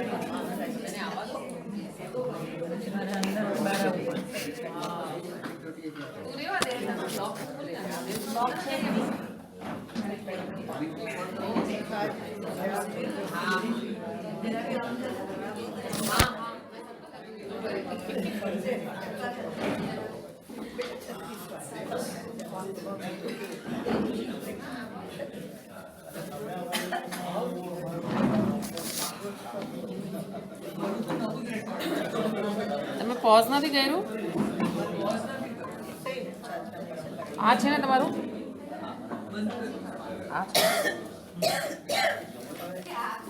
હું તો કાંઈ નથી, મને હું તો બધાને તમને એક નથી, તમે બીજા બધા લઈ લઈએ, કોઈને વાંધો નથી. તમે હવે આવી જાઓ ને તો અમે ચાલુ કરીએ. આવી જાય તો મિત્રો બે ચોખવટ કરી કરીએ.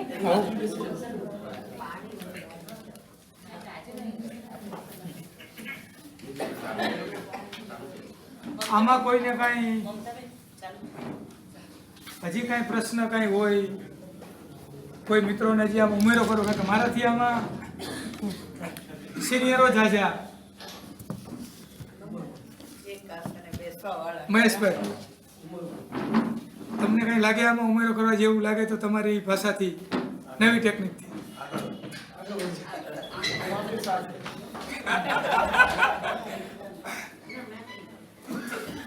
કોઈને આમાંથી પ્રશ્ન?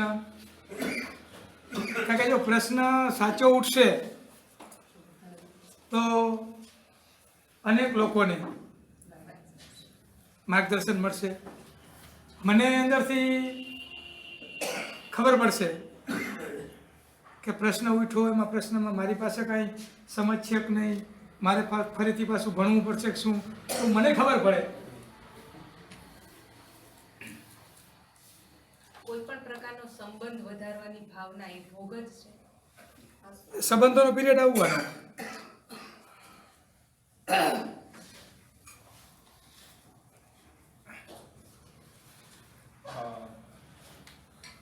ભોગ એવા હોય છે કે એને ભોગવીને તરત છૂટી જવું જોઈએ, નહીં તો એ ભોગ વધારે હેરાન કરે. સરસ. હમણાં બરાબર, સાચું છે ખોટું છે? બીજો નિરાતે ઉતાવળ નથી. એકાદું જણું કોઈ બાકી છે હજી? કોનું આ પડ્યું? આ લોકો તમે ગમે ત્યારે ફેરફાર કરી નાખો.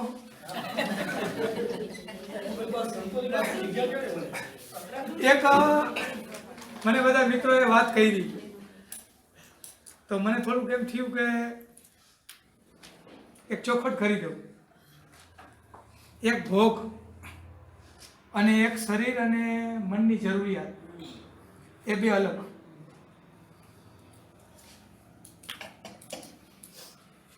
ખ્યાલ આવ્યો મારો કહેવાનો મતલબ? શરીરમાં દેહ ધર્મ તરીકે આ બધું આવે એનું દુઃખ નહીં લગાડવાનું, એના બધા ભોગોને યોગ્ય સ્થાન આપવાનું. ગાંડા વેડા કરતા ને કે ઘરભંગ થશો અમારા જેવા.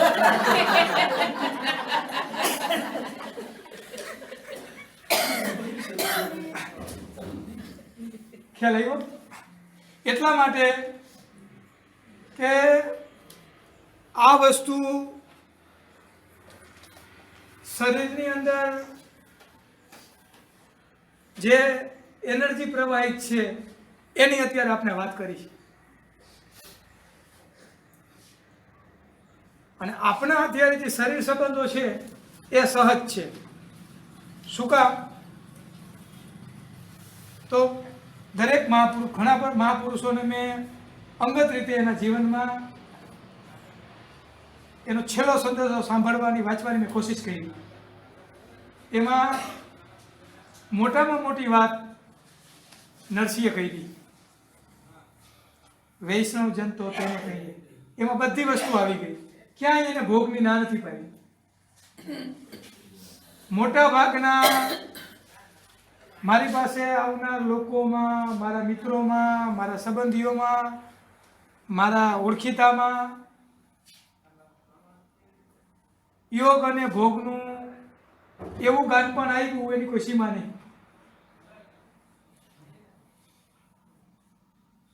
જે શરીરની જરૂરિયાત પ્રમાણે ખોરાકની, પોષણની જરૂર હોય, વિટામિન્સની જરૂર હોય, મેડિકલ લેવલથી એને બરાબર સમજી અને એને ખોરાક આપો.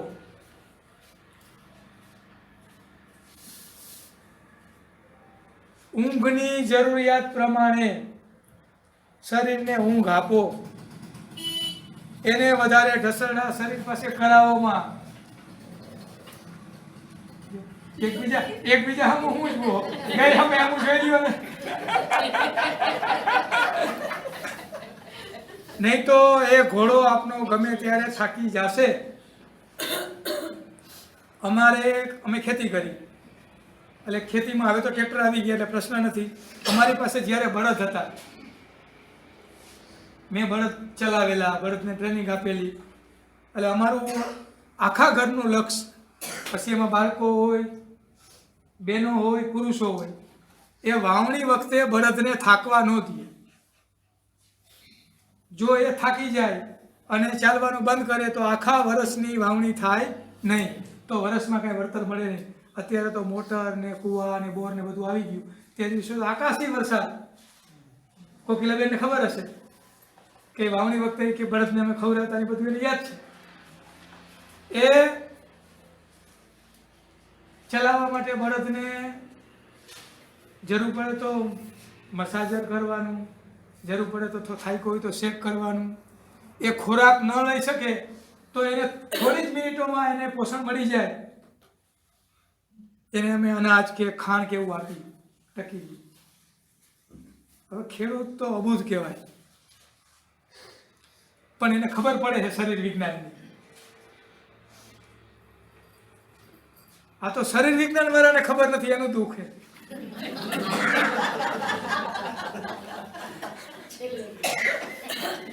આપને બધાને ખબર છે. તમે બધા અમીબેનને જ્યારે દોષિત કરતા નહીં, અમીબેનના હિસાબે આપને બધા એ ભૂલતા નહીં.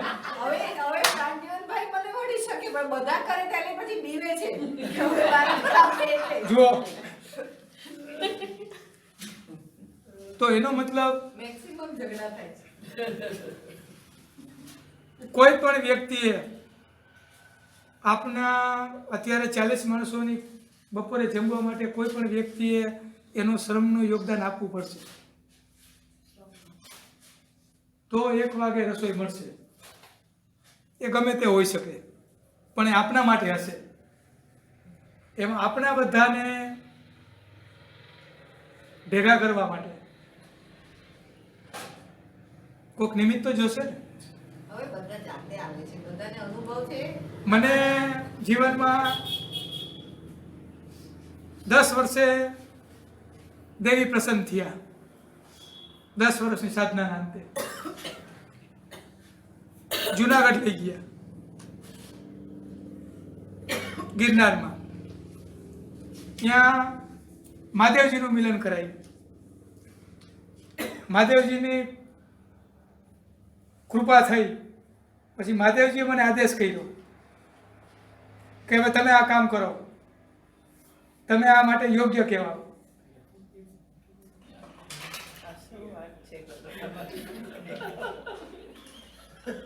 હું એમનો વાત નથી કરતો. દેવી કૃપા અને શિવ કૃપા એ બેના મિલનથી અત્યારે તમારી સામે વાત કરું. એટલે હું એવું ઈચ્છું કે જેવી મને કૃપા થઈ એવી આપને બધાયને થાય.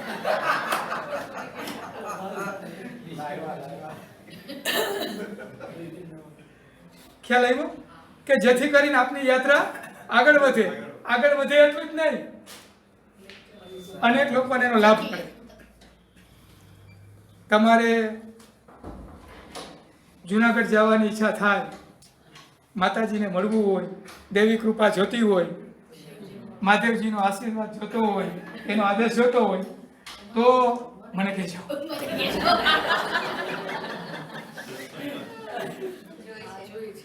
થઈ જશે ગોઠવણ. ટાઈમ મળે 4-5 દિવસ ત્યારે કહેજો. કાકા આખી ગોઠવણ કરી કેમ એમ થઈ જાય બેન.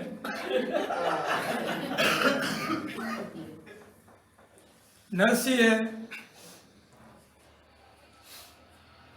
એની પંક્તિમાં બધી છૂટ મૂકી. કોઈ ગર્ભંગ ન થાય, કોઈ ગરીબ ન રહીએ, સમાજની સેવા થાય, સાધના થાય. આ બધા એક એક શબ્દો ખાલી એકની પીડ ભરાય નહીં. પીડ વૈષ્ણવ તો ખરો, બીજાની પીડ જાણે, પણ એને છૂટ મૂકી. છેલ્લે કીધું કુળ 71 તાર્યા. આવી વ્યક્તિ 71 કુળ તારી શકે. બ્રહ્મચર્યની જરૂર નથી. ખોટા બ્રહ્મચર્યના વેવલા વેડા કરતા નહીં.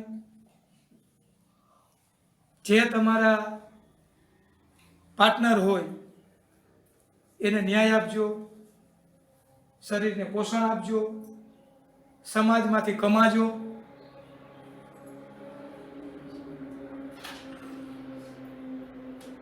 બીજાનું હરી લેતા નહીં તો કોકના ડોનેશન ઉપર જીવવું પડશે. આ ધંધામાં ડોનેશન ઝડપથી મળે. ખ્યાલ આવ્યો? પણ એ ડોનેશન છે ને સ્લો પોઈઝન હોય.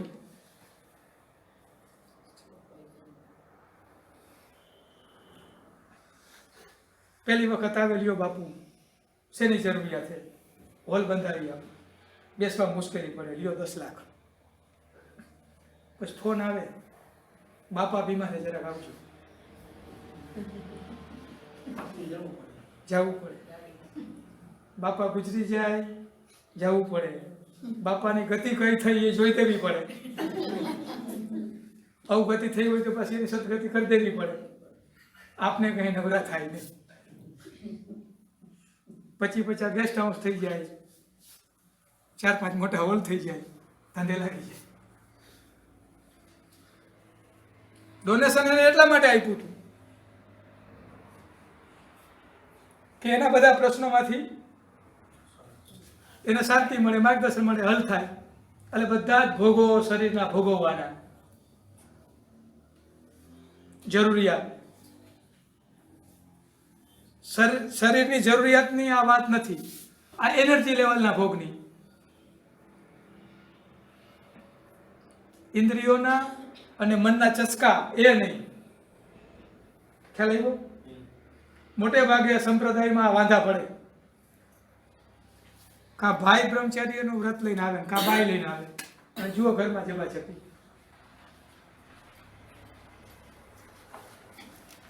એ તમે સંપ્રદાયમાં જાવ ત્યારે ખબર પડે. હવે આમાં કંઈ કોઈને પ્રશ્ન?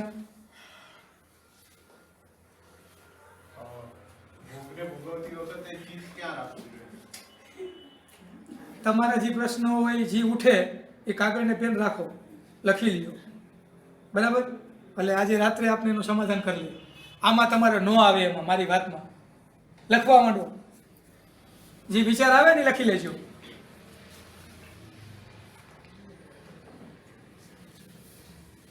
ભોગમાં આવે કાંઈ વિશેષ કહેવા જેવું, ઉમેરવા જેવું?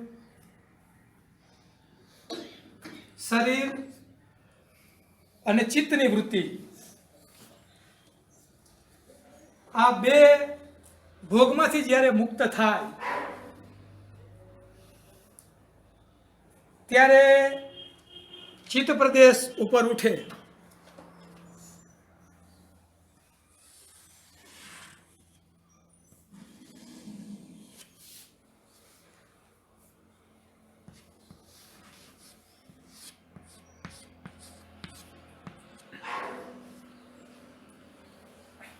આ ભોગવાળો પશુ જ છે, ચિત્તવૃત્તિના ભોગથી હો, શરીરની વૃત્તિના નહીં. આ બરાબર ચોખવટ કરી લેજો. અહીંયા જે વાત કરવામાં આવે છે એ સ્થૂળ લેવલની નથી. એમાં ફેર શું? ચિત્તવૃત્તિનો ભોગ ને શરીરનો ભોગ આખરે તો શરીર દ્વારા જ થાય ને. શરીરની જરૂરિયાત છે, લિમિટમાં નહીં લિમિટમાં નહીં, અનલિમિટ, પણ શરીરની જરૂરિયાત. ઓલું તો મનને કોઈ માપ જ નથી. જરૂરિયાત પ્રમાણે તો એની લિમિટ જ ને. આ કોઈ હા હા હા હા હા હા હા હા હા વિવેક બુદ્ધિ, આ વિવેક બુદ્ધિ. હવે એમાંથી પશુ વૃત્તિમાંથી મન ચિત્ત ઉપર ઉઠ્યું પછી શું માણસ કરશે?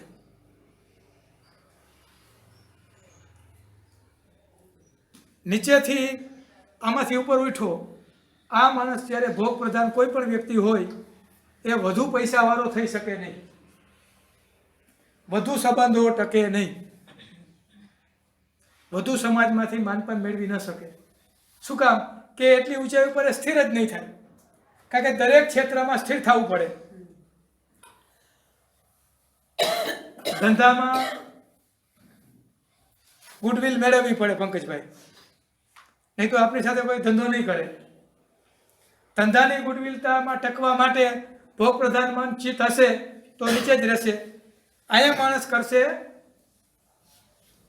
સંપત્તિ પ્રધાન. સંપત્તિ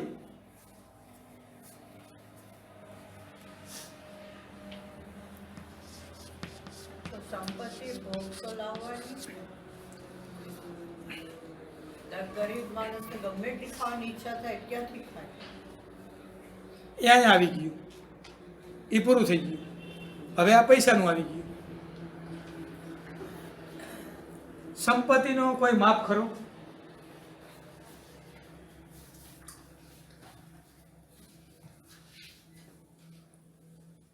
અમારે ગામમાં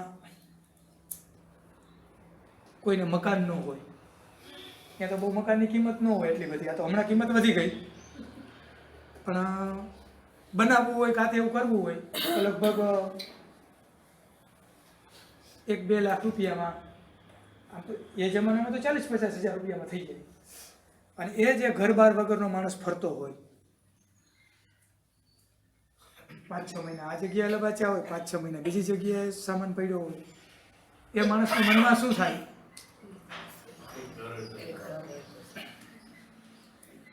આપને બધાને ઘરના ઘર કોઈ ભાડે દે એવું ખરું? હવે છે 2000ની સાલમાં અત્યારની વાત હાલે, પેલા ઘણા ભાડે રહ્યા હશું. આપનું ઘર અને મકાન જે અસંતોષમાંથી સંતોષમાં આવ્યો અહીંયા સંતોષ મળ્યો?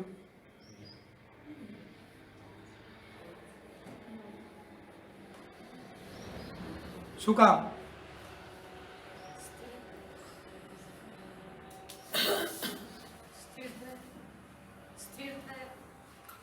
ઈચ્છા સંતોષાય પણ એમાં શું થયું કે હજી મકાન આવ્યું પણ મકાન સિવાય બીજી ઈચ્છાઓ થઈ, મકાનમાં જ ઈચ્છાઓ થઈ. નાનું પડ્યું, આ કે સાઈડમાં ગેલેરી ન રહે, આ સાઈડમાંથી પ્રકાશ નથી આવતો, હવા નથી આવતી. મકાનમાં આમ ડેકોરેટ કરીએ, તેમ ડેકોરેટ કરીએ. આ આર્કિટેક્ટને મળીને ઓલું કરીને ઓલા કારીગરને બોલાવી, એ પાસે આપણે લાઈન દઈએ, હવે આને કાઢી નાખો ને આમ કરો.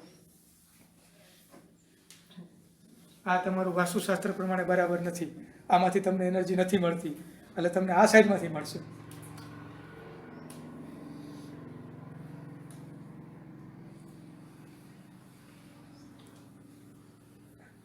મજૂરી કરતો હોય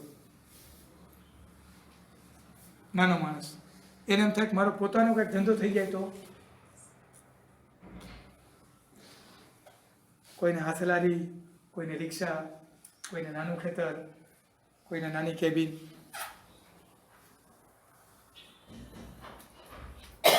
એને આનંદ આવશે કેટલા દિવસ? કારણ કે એની ઉપરનો એક વ્યક્તિ છે જ, એ બીજાનું જોઈને વર્તન કરશે. હરીફાઈ.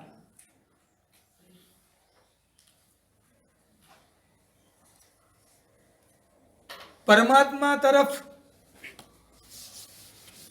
જો મન હશે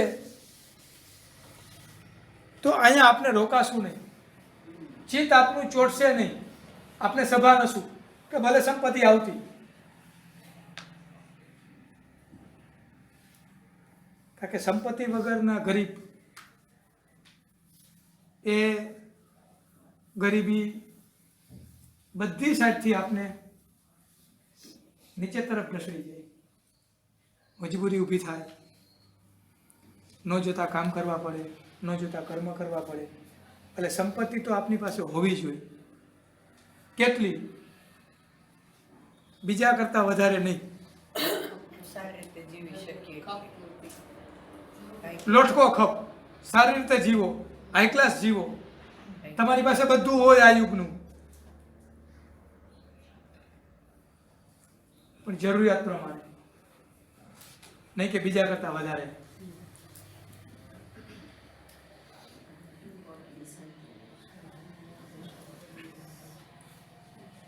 આવી ગયો ખ્યાલ?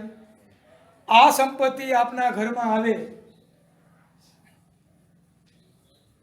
રામકૃષ્ણદેવ કહેતા, એ જમાનામાં તો 100 વર્ષ પહેલા કદાચ ખોટા સાચું થતું હશે. રામકૃષ્ણદેવે કીધું, રામકૃષ્ણદેવ એટલે બહુ એક એક વસ્તુને તપાસી લેનારા. અને કોઈના ઘરનું અનાજ આવે તો એ બધાનું અનાજ નહીં ખાઈ શકે. એટલે એમ કહેતા કે પવિત્ર ઘરનું અનાજ જ એ લીએ. પવિત્ર ઘરના લોકોને મળવા માટે સામે ચાલીને જાય. આ બધા પવિત્ર લોકો. પણ એમ કહેતા કે ડોક્ટર અને વકીલનો પૈસો હું વાપરી શકતો નથી.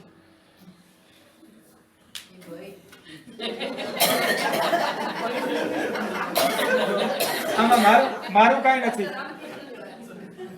મારો તમે પ્રશ્ન કહેશો તો હું એ જવાબ આપીશ ડોક્ટર તરીકેનો. તમે એમાં એક નાગમાસાઈ કરીને બહુ મોટા વિદ્વાન થઈ ગયા. હવે નાગમાસાઈ હોમિયોપેથીના ડોક્ટર હતા. હોમિયોપેથીના ડોક્ટરમાં એને એની બેગ ઉપાડી માથા ઉપર અને ગંગાજીમાં જઈને પધરાવી દીધી.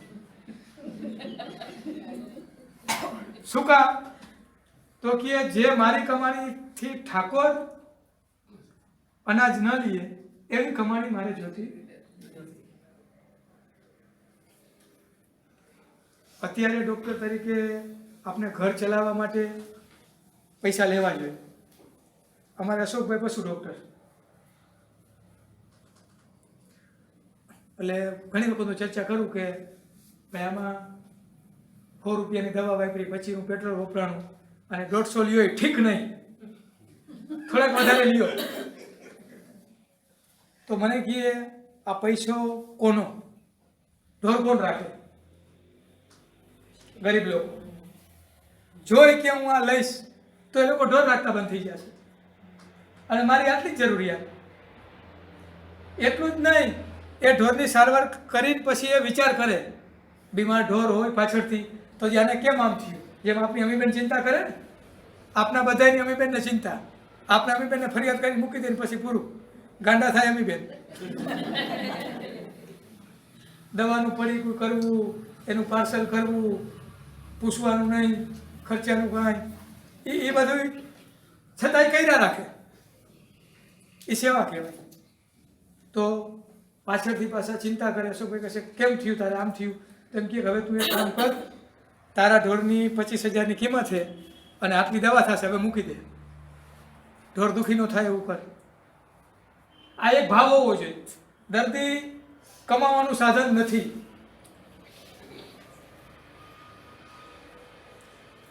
એની સેવા કરાય.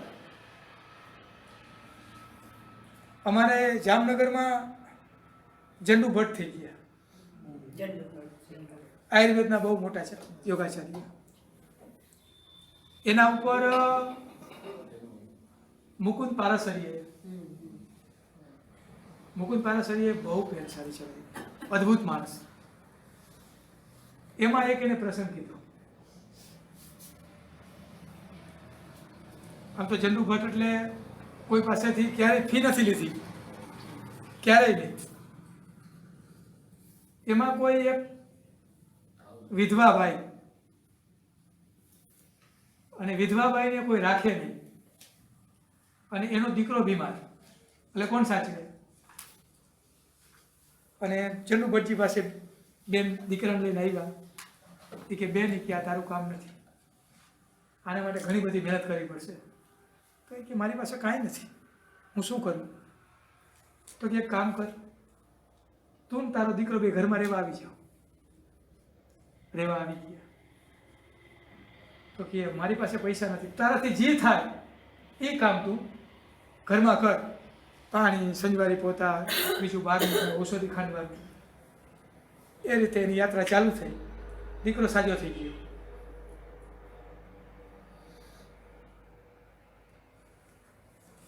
માં જતી રહી, બધું મનમાંથી ભટજીને વિસર્જન થઈ ગયું હશે.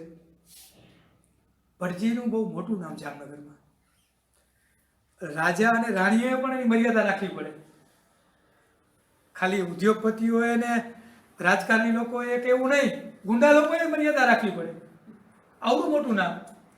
એમાં એક દિવસ કાંઈક કોઈ પૂર્વના રાજાને સ્ટેચ્યુ મૂકવાની વાત થઈ, અને ખર્ચ આમ જનતા કરે.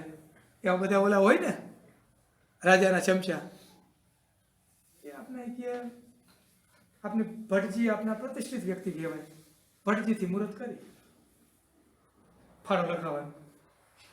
આવા લોકો થોડાક વધારે ઉદારે હોય. મોટો આંકડો લખાવી દીધો.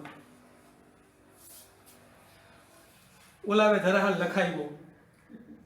કારણ કે પેલું નામ જો ખરાબ થાય ફાળામાં, તમને ખબર, અમે સમાજના કામ કરતા હોય ને એટલે પેલો ફાળો અમે ઊંચો રખાવી, અને અમને ખબર જ હોય કે કોની વિકેટ પાડવાની.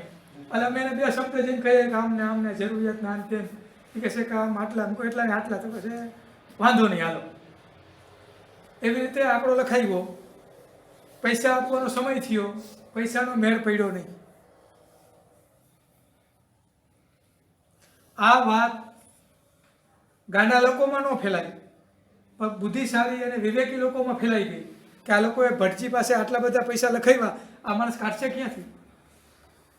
એમાં એક દિવસ કોઈ, તે દિવસે ઘોડાગાડીનું ચલણ, ઘોડાગાડીમાં એક શેઠ આવ્યા, ઉતરા, અને રાજમાં જે આંકડો લખાયો હતો એ આપી દીધો કે આ ભટજીએ કે મને મોકલો અને આ પૈસા લ્યો. પૈસા અપાઈ ગયા. છેલ્લે ભટજીને બધાને ખબર પડી કે જે છોકરાની સારવાર કરી હતી એ આફ્રિકા ગયો, ખૂબ કમાણો, અને એને ભટજીના પૈસા વર્તી ગયા.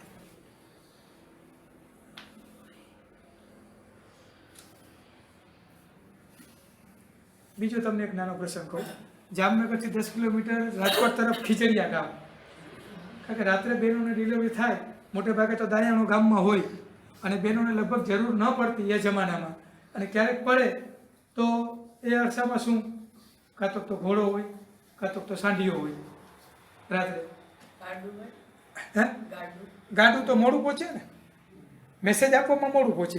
ભટજી ગાડામાં આવે તો એક ભાઈ તેડવા ગયા ખીજડીયાથી, ભટજીને બેસાડી લેવા. એમાં પાટિયા ઉપર એમ કહે કે અમુક લોકો હજી શીખાવ હતા, ધાડ પાડવો, ચોરો, એને ભટજીને પકડ્યા.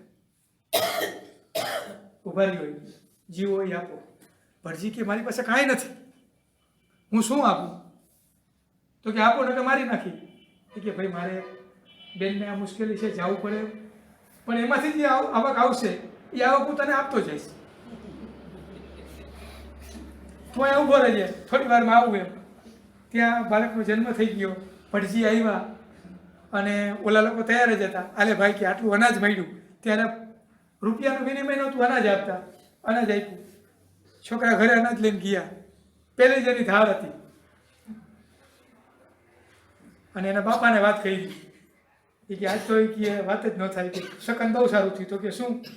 તો કે કોઈક જામનગરના વૈદરાજ હતા અને આમ સારવાર કરવા ગયા અને વર્તા કીએ અમને કે ના પાડી કે અત્યારે કાંઈ નથી, વર્તા આપતા જશું. કે હાંગાલી નાખ. ચોરીની અંદર આને શકન કહેવાય. ચોર ચોરી કરવા જાય એમાં મોટામાં મોટું શકન, એ મોટામાં મોટો ચોર થાય. એના બાપને લાઈફ થઈ ગઈ. એ કે હારાવ તમે શું કહ્યું? ભટજીને લૂંટ્યા. છોકરા ને એના બાપની બધા આવ્યા ભટજીની ઘરે. એ કે અમારા છોકરાએ ભૂલ કરી. એટલે ડૉક્ટરી વિદ્યા ખરાબ નથી, અનેકના જીવનને પરિવર્તન કરે. મારા જીવનનો તમને દાખલો દઉં. મારે પગ બહુ ફાટે, પગની પેની, અને સ્કિન ઉપર અહીંયા ખંજવાળ આવે, સોજા ચડી જાય. હું થોડા જરી એલોપેથીમાં જાણું. અમારે જામનગરના સારા આચાર્યની બધા એની પાસે મેં સારવાર કરી. બીજા ડૉક્ટરો ખરા, ઘણા પાસે સારવાર કરી, પણ કંઈ મેળ પડે નહીં. અમીબેનને મારે વ્યવહાર નહીં બહુ એટલો બધો. એ નંદીગ્રામ આવે, હું આવું. અમારે એક મારા મિત્ર સંજયભાઈ, એટલે અમારા અંગત મિત્રો વાત થાય. એ કે આવું બધું થતું કે અમીબેનને નાળ બતાવ ને. અમીબેને મને ઓફિસમાં ચાલુમાં નાળ જોઈ દીધી. એ કે ભાઈ પિત્તનો વિકાર થઈ ગયો. એને કાગળિયો કાઢ્યો, દવા લખી દીધી 4-5 ચમચી. દવા દવાખાનામાંથી લીધીને પીધી.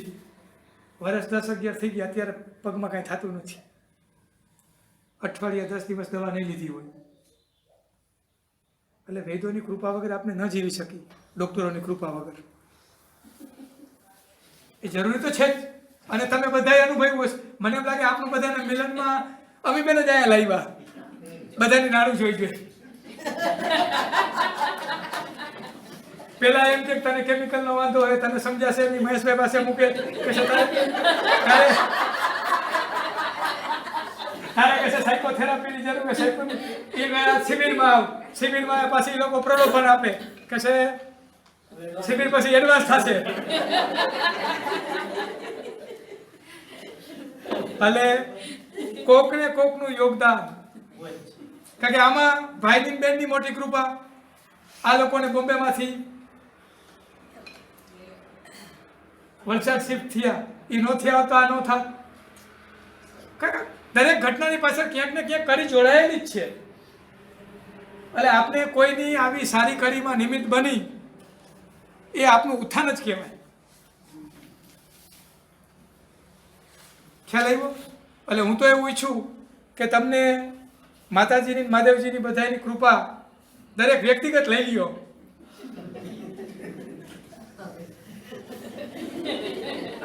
બીજી વાતો નહીં વચમાં.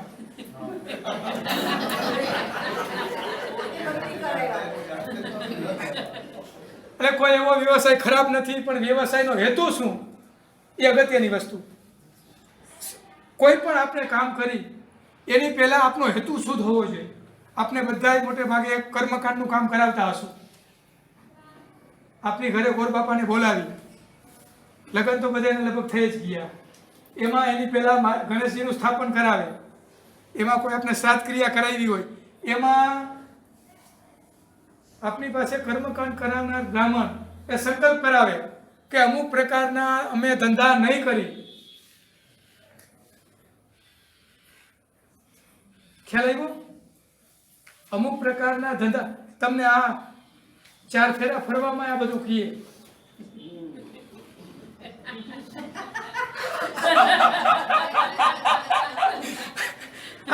આ જુઓ અમે આ ભારતીય સંસ્કૃતિ કે 4 ફેરા ફરાતા હોય, વર કન્યાને મિલનની ઉતામળ હોય તોય શિખામણ દઈએ કે આ વસ્તુ ભૂલતા નહીં, આ યાદ રાખજો. અને સારા ધાર્મિક લોકો હોય એ સારો કર્મકાંડી બ્રાહ્મણને બોલાવે અને બધી વિધિ કરાવે. મૈત્રીબેન એટલે એ મોટી વિધિ હોય, એમાં થોડોક મારા જેવો બોલવા વાળો હોય અને વધારે બોલે એટલે આપણે બરાબર મગજમાં ઠસાવી દઈએ. તો તમે કોઈ કર્મકાંડ, કોઈ તર્પણની ક્રિયા એ પણ જો સંકલ્પ વગર ન કરી શકતા હો તો આ તો મોટું જીવન એટલે ક્યાંય ધંધામાં સામેની વ્યક્તિનું પોષણ થવું જોઈએ, શોષણ નહીં. પોષણમાંથી આવેલી સંપત્તિ આપને સુખ અને સમૃદ્ધિ આપશે. રામકૃષ્ણ દેવ એમ કહેતા કે એક સ્ત્રી, એક બેન બીજા ઘરમાંથી જે ટ્રાન્સફર થઈ અને સાસરે આવે ત્યારે એ બેન કે સ્ત્રી નથી રહેતી, એ લક્ષ્મી બની જાય. એ લક્ષ્મીનું તમે સ્વાગત કરો. જે માણસ રૂપિયાને અડી શકતા નહીં એને જે એનો પગાર આવતો એ પગાર ભેગો કરી એક પેટીમાં રખાય અને એ પેટીમાંથી જે પૈસા વૈધા એમાં હૃદયને કીધું કે તારી મામીને ઘરેણા કરાવી દે. સ્ત્રીઓને વધુ શું પ્રિય? ઘરેણા. અત્યારે તો હવે તો અલગ વસ્તુ, આ તો પહેલા એને બહુ ગમે, એ ઘરેણાથી ખુશ થાય. ખુશામાં તને ઘરેણા.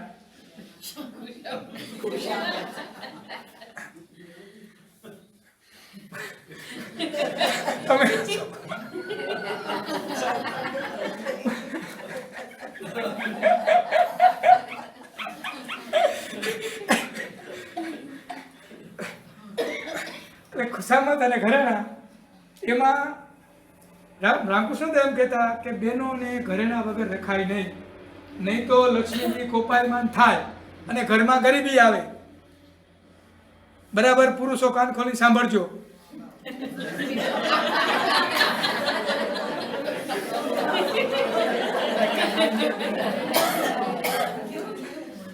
આ બાજુમાં હસવાનું હોય તું, ઓલી બાજુમાં મોડ.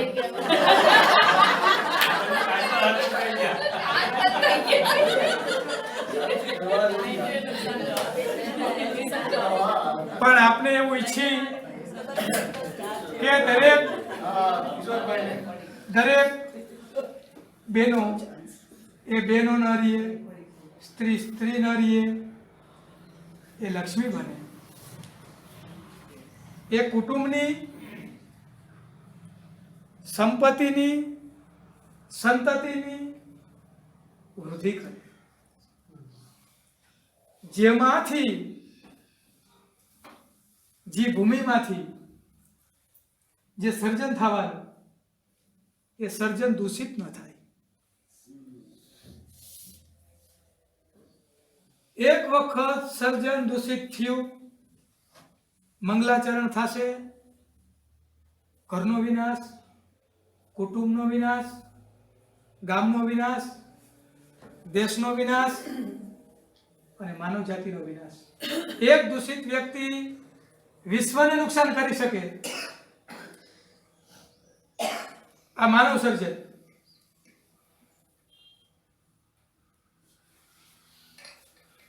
મારો કહેવાનો મતલબ તમને સમજાય? એટલે સંપત્તિને કુટુંબના કામમાં તો વાપરી, પણ આપણી સંપત્તિને જ્યાં સંસ્કારનું કામ થતું હોય, જ્યાં અનેક લોકોનું ઉત્થાન થતું હોય, ત્યાં જે પ્રમાણે મતિ અનુસાર એ સંપત્તિને તમે એમાં વાપરો.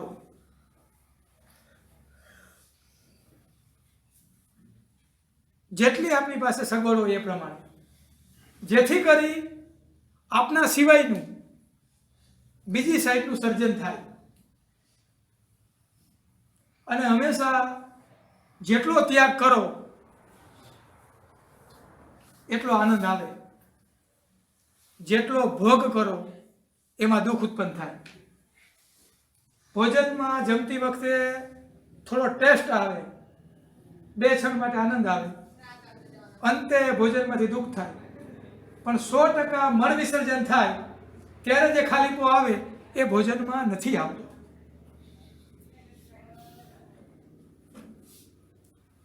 સંગ્રહનું કામ કર્યું અને આમે આપના પૈસા, છોકરાઓ તો કહેશે જ વાપરા પસીએ કે તમને ખબર નથી પડતી, લાવો અમારી પાસે.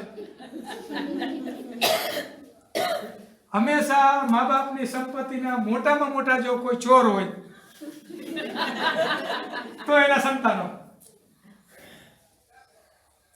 અને બધી રીતે ખોટી રીતે સાઈડમાંથી ભેગી કરેલી સંપત્તિ એ સંતાન અને મા બાપને સુખ નહીં આપે. એટલે શુદ્ધ અને પવિત્ર સંપત્તિ રાખી, થોડી પ્રવાહિત કરી, બાળકના માટે સંસ્કાર આપી, સંપત્તિ નહીં. સંપત્તિ આપો, કઈ સંપત્તિ વગરનો ગરીબ થશે તો આપની સેવા કઈ રીતે કરશે? આપની ઘરે 5 મહેમાન આવ્યા, આપને ક્યાંક જવાનું થશે, 5 દિવસ પછી આપણે ધંધો કરતા બંધ થઈ જશું, એને જ કેવું પડશે ને ટિકિટ બુક કર, ગાડી મોકલ. કોણ કરશે? એટલું રાખજો. એવા બાઘા બની જતા ને કાંઈ થઈ જાય બધું નથી કરવું, એમ ખૂબ કમાજો, બીજાને ઉપયોગી થાજો અને બીજાનું પોષણ કરજો. સંપત્તિમાં કાંઈ કોઈને પ્રશ્ન? બધું રેડી? સરસ. તો હવે આપને અત્યારે અહીંયા આપની વાતને વિરામ આપી.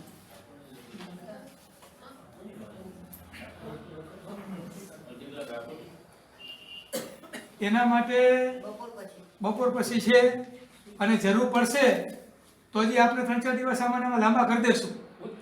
પુરવઠો મારી પાસે વાત કરવાનો પુરવઠો છે અને નંદીગ્રામ ખાલી જ છે, એટલે બહુ મુદ્દાબર નથી. તમારે મહિનોદીનું અનુષ્ઠાન ચલાવવું હોય આ રીતનું તો આવા જ ભાવથી ચાલશે, અને નંદીગ્રામની તૈયારી છે જ.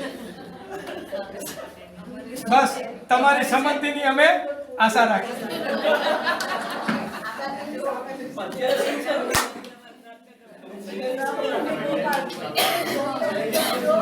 હવે સાંભળો, બધાને 5 મિનિટની રિસર્ચ. 5 મિનિટ પછી સીધા એક નક્ષત્ર વન છે આપને, ખાસ કરીને અમીબેનની ભાવનાઓથી એનું એક સર્જન થયું છે, અને ત્યાં આપને નક્ષત્રવનમાં અત્યારનું ધ્યાન ઔષધિ સાથે કઈ રીતે કરવું એ ત્યાં જ કરશું. બધા થોડા ફ્રેશ થઈ જાઓ.